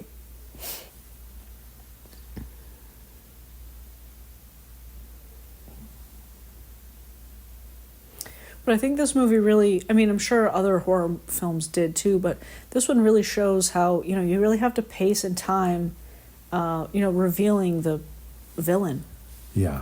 Because if you show it too much, it's not scary. And if you don't show it enough, it's not believable. And then up to this time, the shark is just in your head somewhere. And there it is right there. That's, again, one of the scariest moments. But it was only like 2-3 seconds. It was only a couple seconds, right? And then I think it's pretty well known that this line was made up by Roy Scheider, which is kind of amazing that a famous line like this could have been made up, which is used all the time. You're going to need a bigger boat, right? Yeah. And it's for a lot of different, things, people say that, right? Yeah.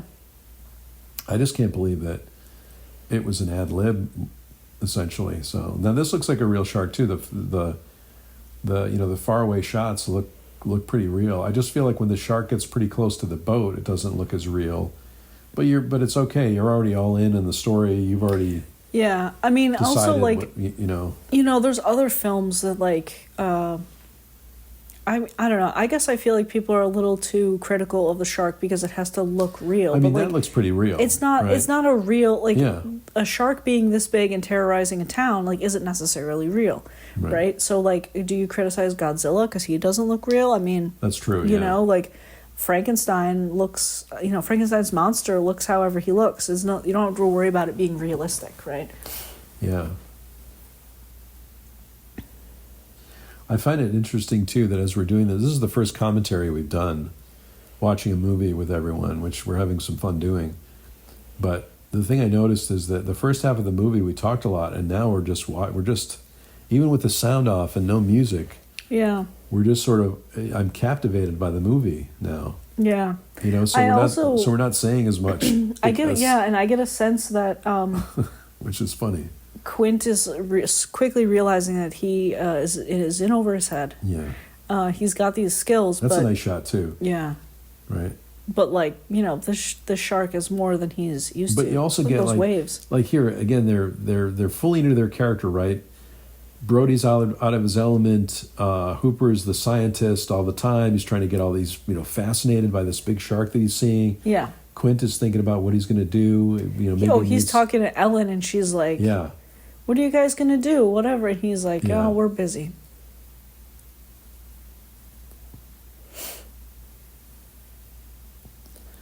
And we did just go by that part where he's had the sneakers on too, right? Oh, he's got his boots on, but he's got his boots on, and then he was slipping on the side. Look at how much the ocean's moving there too, right? It's just I wonder if they ever got dumped out of it. Yeah, maybe.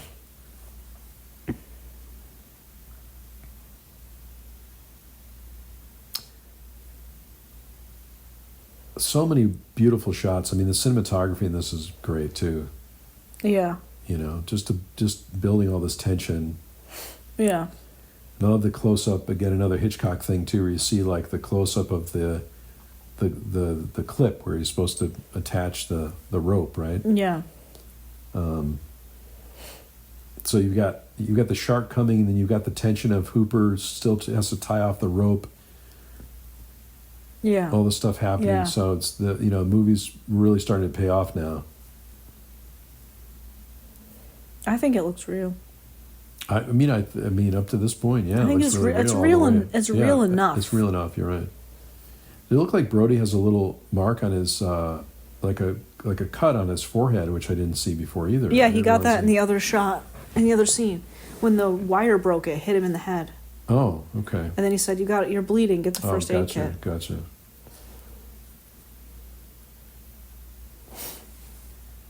Well, that was. Did you see how he jumped up there? Yeah. And now it really seems like this is an adventure movie, right? Yeah. So this is a movie with a journey in it. And Right. that's another thing it has, right? Not only a comedy, drama, horror movie, but it's got this journey, this epic journey that they go on. Well, and it's got, we're at the part now in a lot of horror films where it's like, all right, we know what the threat is. We're less scared of it. We're more serious about what are we going to do. Yeah. I was wondering as I'm watching this too, does Quint think this is his last trip? Does he know what's going to happen? I mean, we know what's going to happen at the end of the movie, but I don't think he knows yet. There's a point. I think the point when he's like, he pushes the boat when he to pushes like the boat to the limits. You think? He's yeah, like, I think then he's like, it's him or me. I think maybe he even says that. Yeah.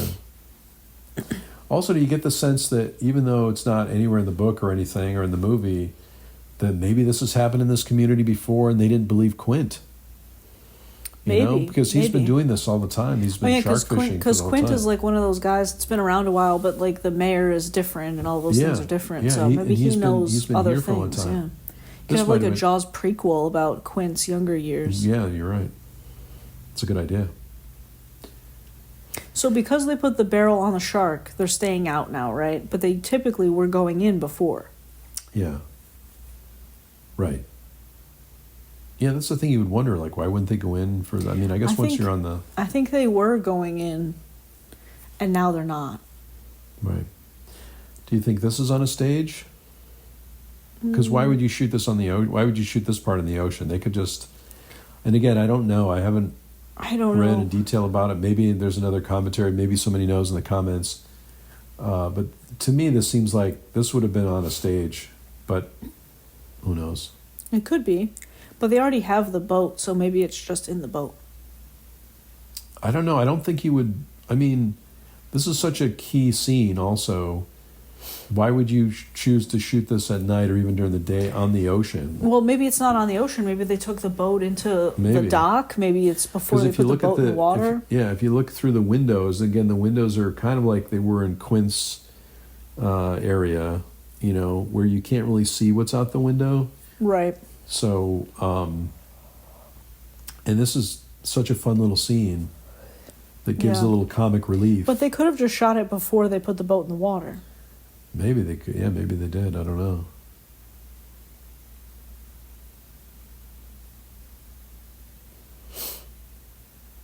Now they're bonding over their scars. Yeah.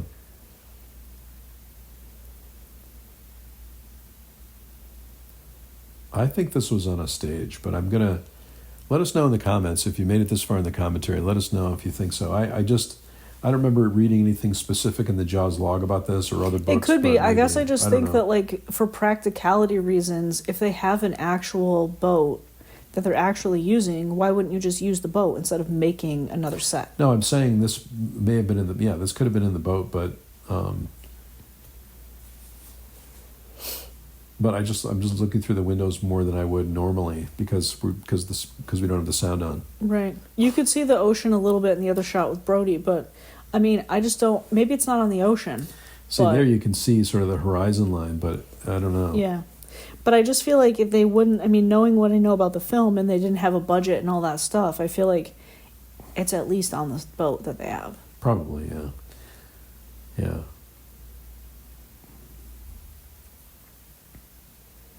This is like the serious part of the... Yeah, I mean... Right, because he was talking about how he got his tattoo removed, right? And Hooper knows what the Indianapolis is, which is a true story. Yeah. And this is another speech I think that was rewritten by a bunch of people. I think I saw a thing where Milius also wrote part of it, but I think at the end, Robert Shaw had the most to do with the Indianapolis story, which is really chilling the way he tells it. I think it's just one of the best monologues in film. Yeah. And but so many people wrote about it. You can see how quickly they can change the tone of the movie because they're having, they're laughing and they're having, eating and drinking and stuff, and then all of a sudden it's this chilling, we're back to the shark again, right? This is a terrifying thing, right? Yeah. Well, that's why it would be interesting if, I mean, I don't think they should redo Jaws, but if they wanted to do a Jaws-like movie, it would be interesting to have a prequel, maybe because we just finished Better Call Saul, so I have that idea in my head, but to see a younger Quint coming back from his experience with this Indianapolis and all these things, back to the island and doing his own thing, and then maybe there was a shark. Maybe he did have to handle something. True. And then enough people have left the island or they're not talking, and they forget that, he has a skill. Or I just had a thought. This is the first time I had this thought, but does he have survivor's guilt over being on the probably. being on the Indianapolis and going into the water and being a survivor? So does that make him okay with what happens at the end? Because it feels like, again, we haven't gotten to the end of the movie yet, but you and I know what happens at the end. But this is the first time I thought about that maybe he could have fought harder. I don't know. It seems like he could have maybe made it, through. I mean, I don't know. I mean, given how it goes in the end, I don't think he could have made it. But I do maybe like not, it could be. But it could be this idea that, like, if they were to tell more of his story from before this, that maybe he does come back to the island to handle the sharks because he feels bad because he lived. Yeah, true.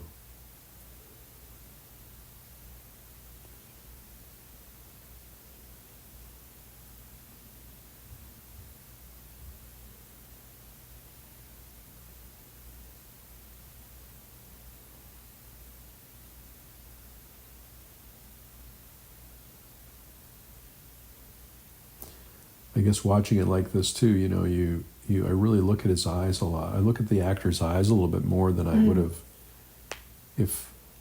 on other viewings. Yeah. And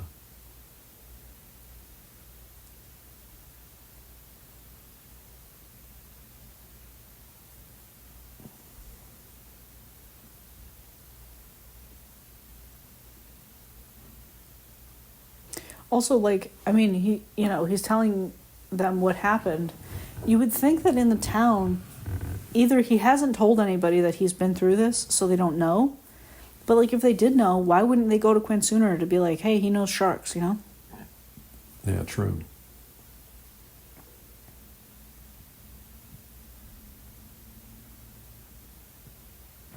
Maybe he wanted too much money to do it. I mean, he did want too much money to do it, but, like, he clearly is a fisherman who knows sharks. I mean, looking in his, office, for lack of a better name for his little, shack on the water, he had a lot of jaws there, so he clearly knows what he's doing. Yeah.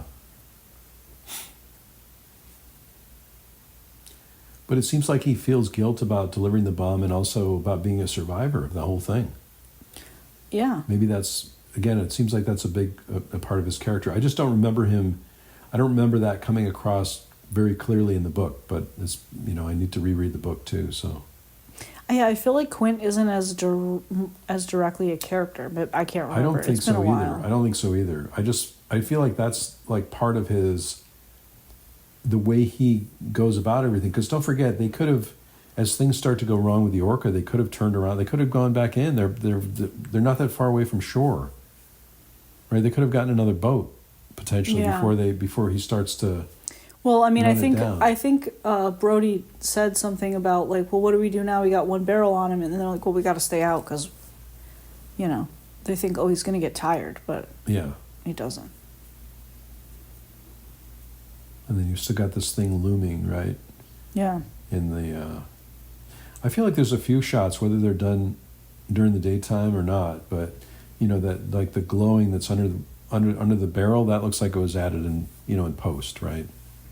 It could be, yeah. The glowing part. I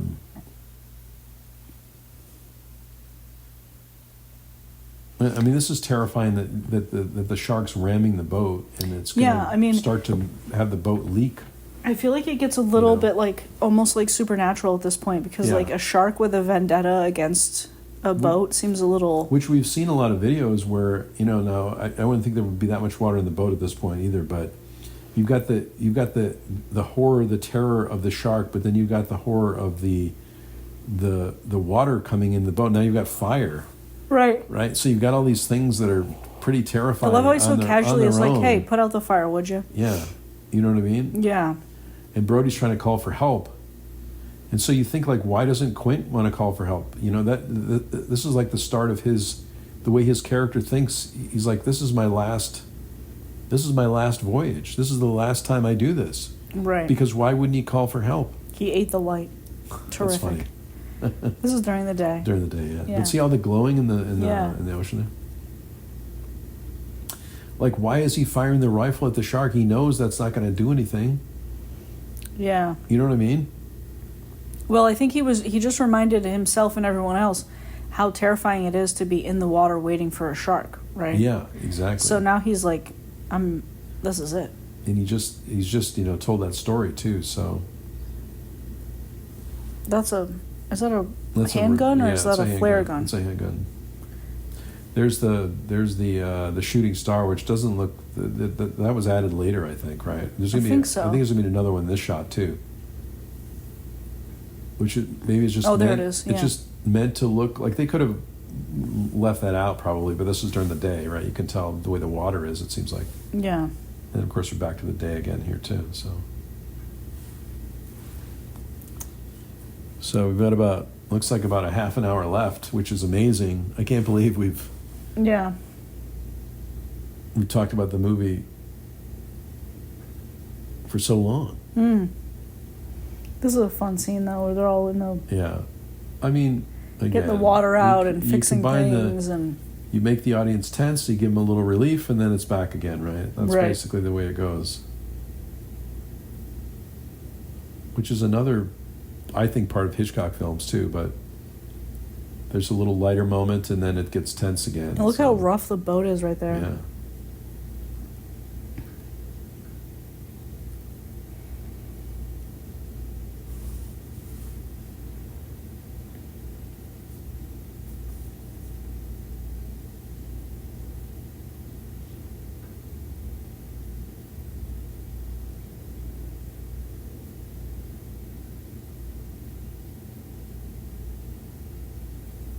Doesn't the boat itself look stationary there? It doesn't even look like it's on a platform almost. And I wonder if they did that for some scenes too. I don't know for sure, but you see how it's raised a little bit out of the water?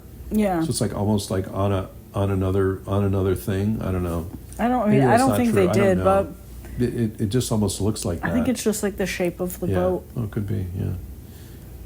Considering that this is like this the is ocean. A scary shot too. Oh my right? goodness. But yeah. I don't know. I guess for myself, as much as there's always a debate about whether or not the shark looks real, I like that the shark has personality. Yeah, yeah. So like when you look, like he's his own character. Right. Yeah. So it's as much as yes, you could use real shark footage and all of these things. I like that it's just part of it. Yeah. This is where Quint becomes part of the horror movie too, right? He's got a bloody hand and he's going after.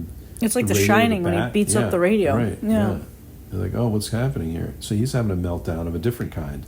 Yeah. He's because he's not going in unless he gets the shark. Right.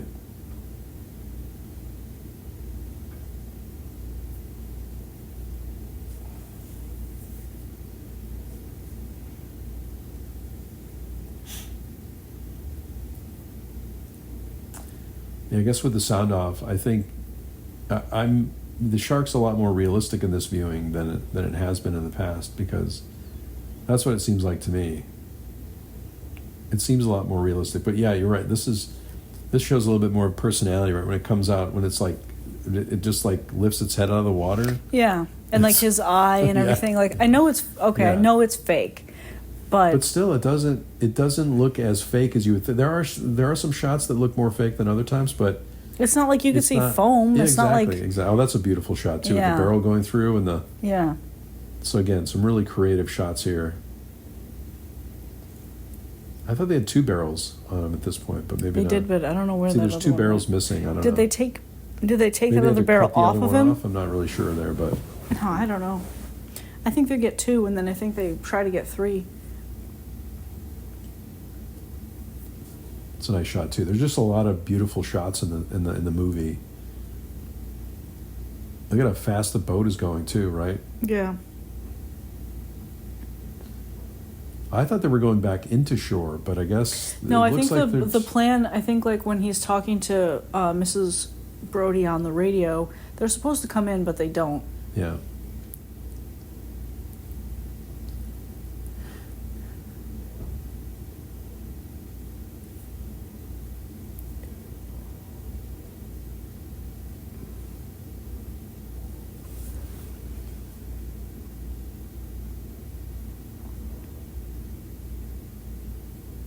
That's another great shot too, right there. Yeah. I mean,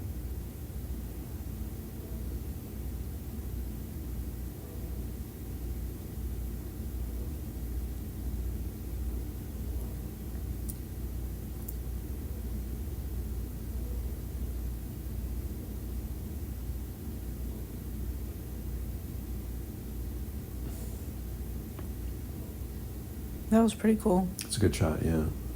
I mean, this is an adventure movie too, right? Not only journey, but it's really an adventure film. Also, I guess I didn't realize the foreshadowing there. What, from the... With Brody. With the revolver? Yeah. Yeah. Oh, there's the 2 barrels, but maybe they had to cut off the other barrel. I'm not really sure, but it looked like there were 3 missing and they have 2 left. But see, there it shows there's 3 there. Yeah, so I don't know. 2 barrels. 2 barrels, okay. So maybe that was the second barrel, but yeah. Again, you get the one shot of the longer, shot of the ocean there too, where it's like, it could be anywhere. Right. Right?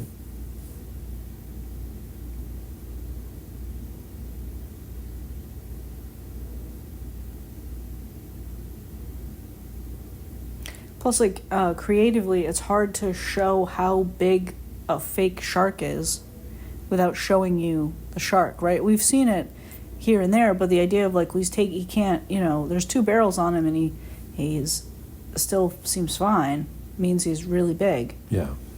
But it's hard to, like, show the size. Like, now they would show, the shark next to the boat and things like that. I guess I would rather see a shark like the one in Jaws than I would see a CGI shark like we've seen in a lot of the... Because then you're immediately, it's fake. Right? And... Oh, boy. I forget, what was that movie we were watching recently that had a shark in it that we saw a preview for, and it just immediately I thought, it looks fake. I'm out. There's a couple, I can't watch it. There's a couple new shark films on Hulu that we were looking at. And I don't know, I don't remember if it was one that we had started watching or if it was like a trailer that we had watched. We were kind of interested, but then it wasn't, I don't know, it just looked kind of fake. I mean, it doesn't look like any stunt people were there either for that. I mean, yeah. Right? You think, like, you can't... If there were stunts that happened, it didn't look like they had a stuntman in for that one. No. They just fell over. No, I mean, I don't want to spoil the end, although... I didn't realize he left his tooth out since the dinner either, right? Yeah. See, he's really kind of lost it at this point. But didn't they say that, like, one of the last scenes for Quint he had to, like, be in the same position for a while, didn't he? I think so. So even that doesn't look too fake, does it? No, I don't think so. I just don't know that a shark these days would do that. His teeth look a little thin. At least the great whites that we've seen, right? And he's not as, like, slippery, I guess, as like a real shark. But yeah, the more you see the shark in the movie, the more you think, oh, this doesn't look real. But you're all in on the film, so right. I just love how everybody's a shark expert when it comes to the fake shark, right? Oh, yeah, right. Like, what do I know? I don't know anything about, ocean life or anything. But yeah, I'm qualified enough to tell you if the shark is real or not. Right. Like that looked like a really very realistic shot with Brody getting hit in the face with one of the barrels. Yeah. I mean, that's a great shot too. What did they do? Did they pull the boat with another boat? I mean, that's great. I think so. Yeah. All that white water and everything. Yeah. I mean, even without the sound on, it's amazing. It's completely amazing to see this.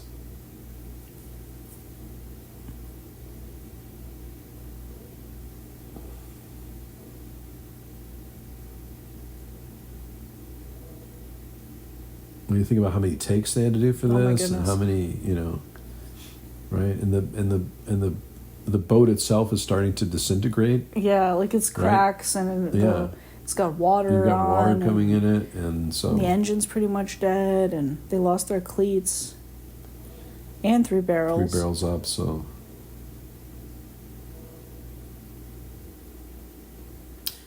I mean, what do we say? It's a drama, a comedy, a journey film, an adventure film. It's a monster film too, right? Yeah. Yes, it's a horror film, but it's also a monster movie.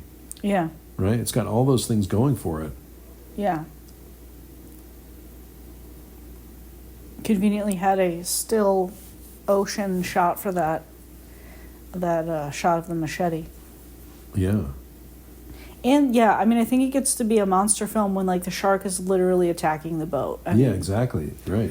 It's not just a shark who's hungry; it's a shark that has a plan. Do you remember when we were watching Godzilla -1, and this is where it was very, definitely was an homage to Jaws in that movie. Yeah.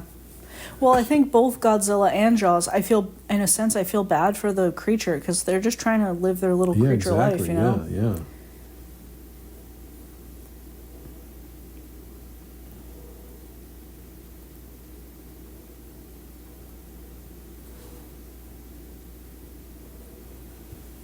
And it's really the universal horror of the unknown, right? Yeah. We don't know what this thing is. We don't know what it's going to do. Oh my goodness. That's a crazy shot too. Yeah. That looks real. Looks pretty real. Yeah. The way it's moving, like you can see almost the way it's moving the head to side to side a little bit. There, now you can see some land. So now you feel a little bit of relief because you can see they're maybe going towards some land where before you were just out in the ocean. Right. Oh, okay.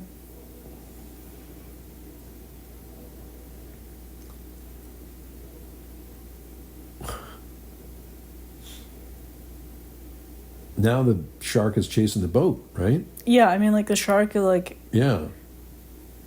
is acting ways that that sharks don't. So it's like, it's more of a creature now than it is a shark. This is when he's totally lost it. Yeah, I just think, I don't know. The psychology of Quint at this point, he just is. Well, he knows he's going into the shallows, so he knows at least he's going to wreck his boat, which is pretty wrecked as it is. Yeah. Right? But the boat is his living too, right? So I mean, I just wonder if he knows somehow inside that this is his last ride on the boat. He's just going to give it everything he's got, right? Yeah. I mean, at least he's going to burn his own boat down, so. Yeah. I mean, this song, he's saying goodbye, right? Mm-hmm. Farewell and adieu, you ladies of Spain. He's already saying goodbye, right? Yeah. Well, maybe he's also decided that, like, if he can't get the shark, he's not doing it anymore. Yeah. Wow, that's like a real fire. Yeah.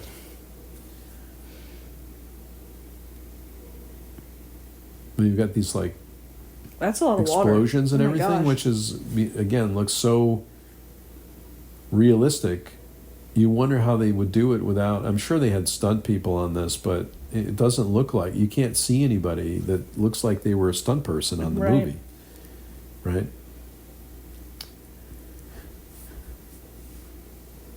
Yeah, like, sometimes we watch stuff and you can tell that's not the real person. Yeah.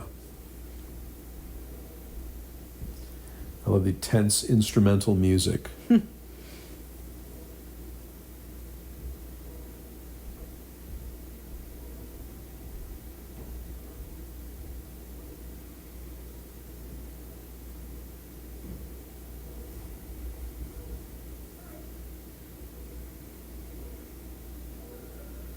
I mean, having a boat sink is terrifying enough, right? Yeah. Plus, he said he'd never wear a life jacket. Yeah, that's right. From his experience on the Indianapolis, right? And then there you go, the boat's going to sink. And there's a shark chasing them. So, I'm not even sure how they get the shark cage in the water with the boat sinking halfway. And so much water I don't in know. here, which we know they're gonna put together the shark cage. Plus, like, did he just get dressed? I don't know. Like, he put his jacket on, and his hat on, yeah. like he. Yeah. Look at the way they're looking though. They're all looking in different directions. Yeah. They're like, we don't know what to do anymore, and then Quint is finally ready to look at some of the technology that maybe could have saved them in the beginning. Right. Yeah. Right. Yeah. It's like, oh, what can we do with this? What's left? I mean, you realize too that like he's really gotten to the end of his rope because he's aligning with the scientist in the movie, right? Like the guy that he didn't agree with in the beginning. Right. You know, they were arguing from the start, and now he's like, I love that shot where it's like this is the last resort. He throws something at Hooper, and then he's like, "You got any other suggestions?" And then the same shot, it's like you see the cage come towards him. So yeah, that's cool.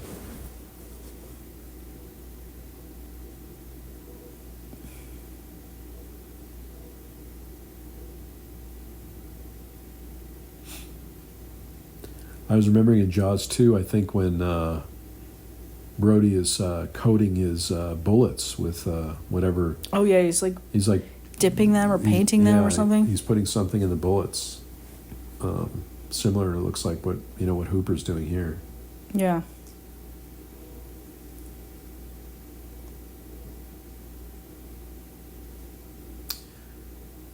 Now this is one of the parts of the film too that has some real shark footage in it. That was shot, I think, in Australia. I could be wrong on that, but they had some real shark footage that was done by some, and I wish I could remember the names of the people that did it, but very well-known shark experts that did some of the filming. And I think you only see a couple of shots of a real great white in this little sequence here when the cage goes in the water.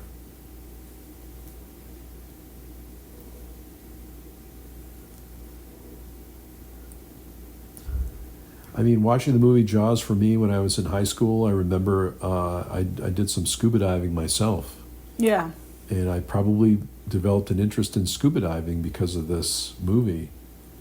I'm not sure why I went in the water after seeing Jaws when I was in it, but I did. But I do have good memories of studying and working in a pool as a scuba diver, and I'm sure I did it because of this movie.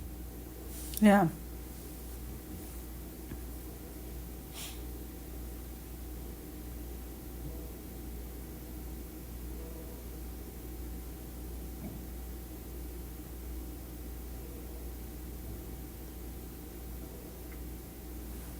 So that's a real shark. I think this one's real. I think so. But you'll see a couple of them, especially when the shark starts to take apart the cage. That's when it's real.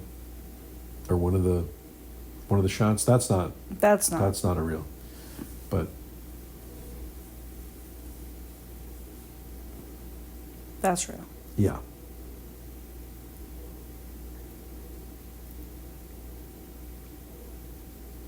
That's a real shark.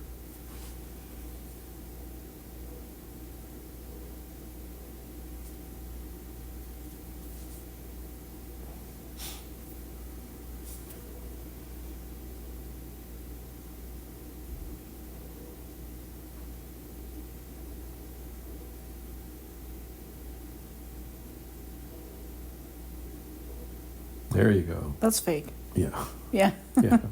Tense instrumental music playing. Oh my goodness. Just so you know. Oh no. Oh. That's a real shark. I think he's got a line in his mouth too, so. Yeah. Yeah. Oh boy.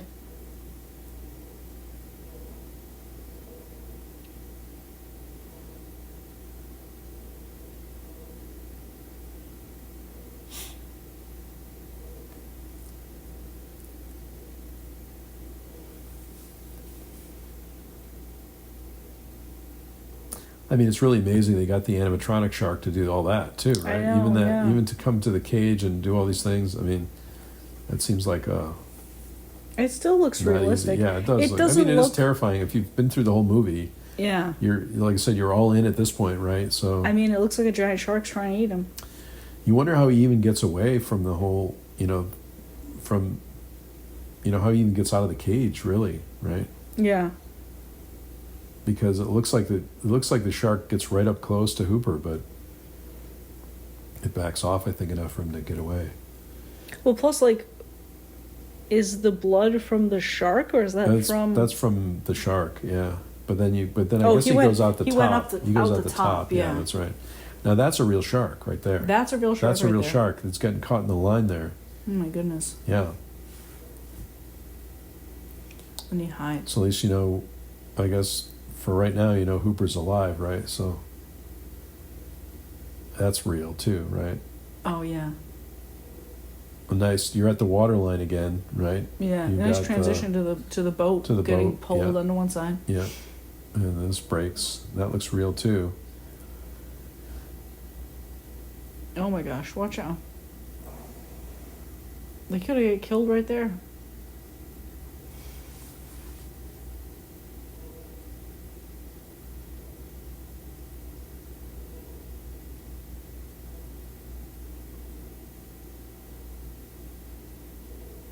I can't believe they have this much of the boat left to be able to lift the cage back up, because you've already seen it close to sinking, right? Yeah. So. No, they bring it up just enough to see that nobody's in there. He's not in there, so yeah. And then that's.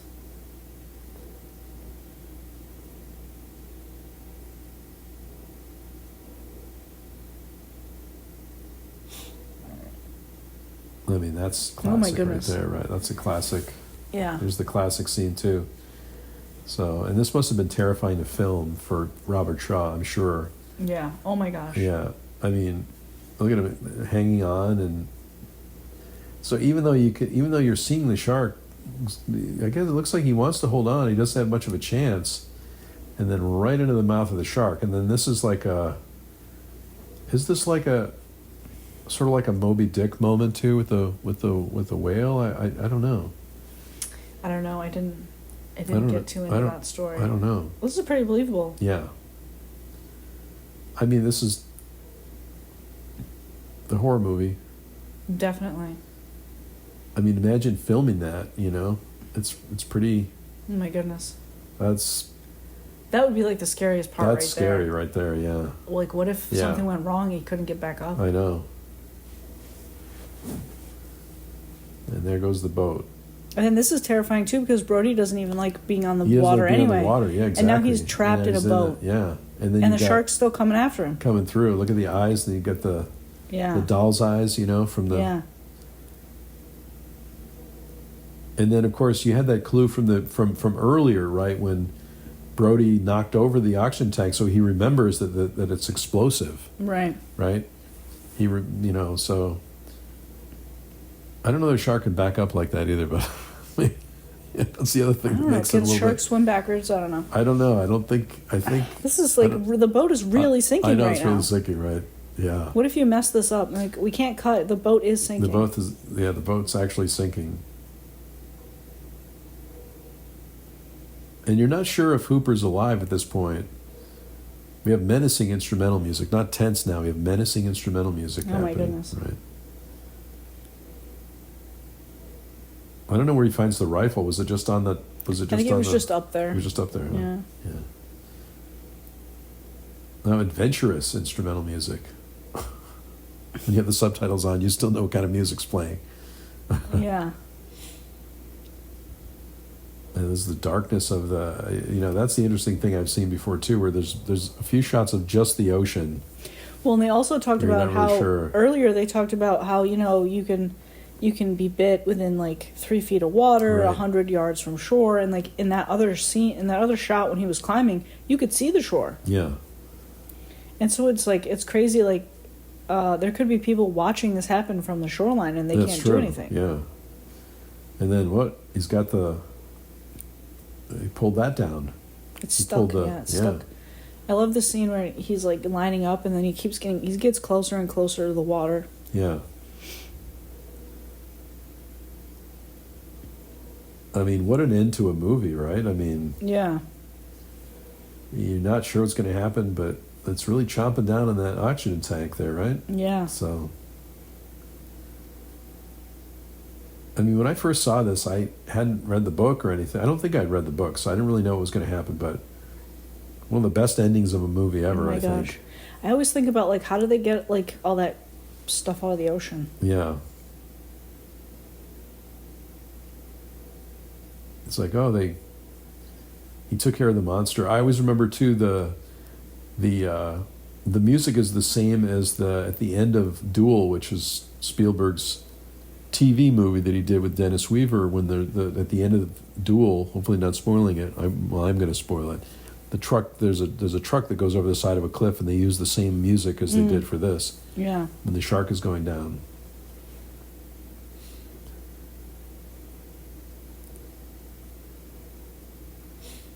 He thinks it's all him, though, and then Hooper shows up, right? Yeah. Hooper's been waiting down there. I think when I first saw the movie, I didn't know if Hooper was alive or not still. I thought he was... So this was a big surprise, I think, for the audience. Yeah. That Hooper was alive still, because he was you down don't there, know but if you're he not got really bit or sure. anything. You're not really sure, yeah. Yeah. It looked like maybe he got injured, maybe, but... I would have been scared to see Hooper at the end. I know. Because I would have been startled by him, because I'm like, oh, man. It's also a buddy picture, too. Yeah. If you think about it, right? Yeah. So it's got all these elements to it.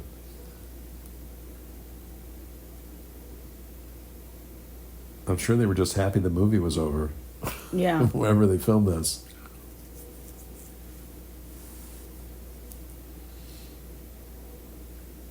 Yeah, it's probably like literal relief on their faces that we're done with this. We're done making this. And the audience was relieved after that 2 hours. How long was the movie? 2 hours and 2 hours and 3 minutes, I think, is really before the credits start to roll, which they will here in a minute. And once again, you're at the waterline. Yeah. Still, I don't think I felt any more peaceful at the end of the movie. Yeah. That I would want to go in the ocean. But I mean, look at how beautiful the beach is. But plus, it is interesting that he says in the clothes. end, I used to hate the water, as if he wouldn't hate it now. Right. I mean, maybe he's a little bit more confident in the water because he was able to make it through that ordeal. Yeah. But that is the movie Jaws, and hopefully you enjoyed watching with us. Leave us a comment and let us know what you thought. Hope you made it all the way through the commentary. But we really enjoyed it. It's still my favorite movie after all these years, and it's the 50th anniversary of Jaws. And so it's been a while, but we've talked about doing this for so long. There's the live shark footage, Ron and Valerie Taylor. That's the names I couldn't. The credits are so remember. short in this movie. Credits are really short, filmed in Panavision, colored by Technicolor. But we really had a good time doing that. There's the list of the cast of characters. Yeah. So Jeffrey Kramer. And they're like swimming the whole time, right? Yeah, swimming the whole time, but at least you see them reach the shore at the end of the movie, which is nice. Yeah. So, but we really enjoyed doing this, and how long have we been talking about doing this? For a very long time, and I'm glad we finally did it. I can't believe we were able to keep the conversation going for a couple hours, but thanks for watching with us today. If you like this video, click on like, and if this is your first listen or your first video on this is not really a video, this is the audio commentary, please consider subscribing. We sincerely hope you are safe and well. And we'll talk to you soon.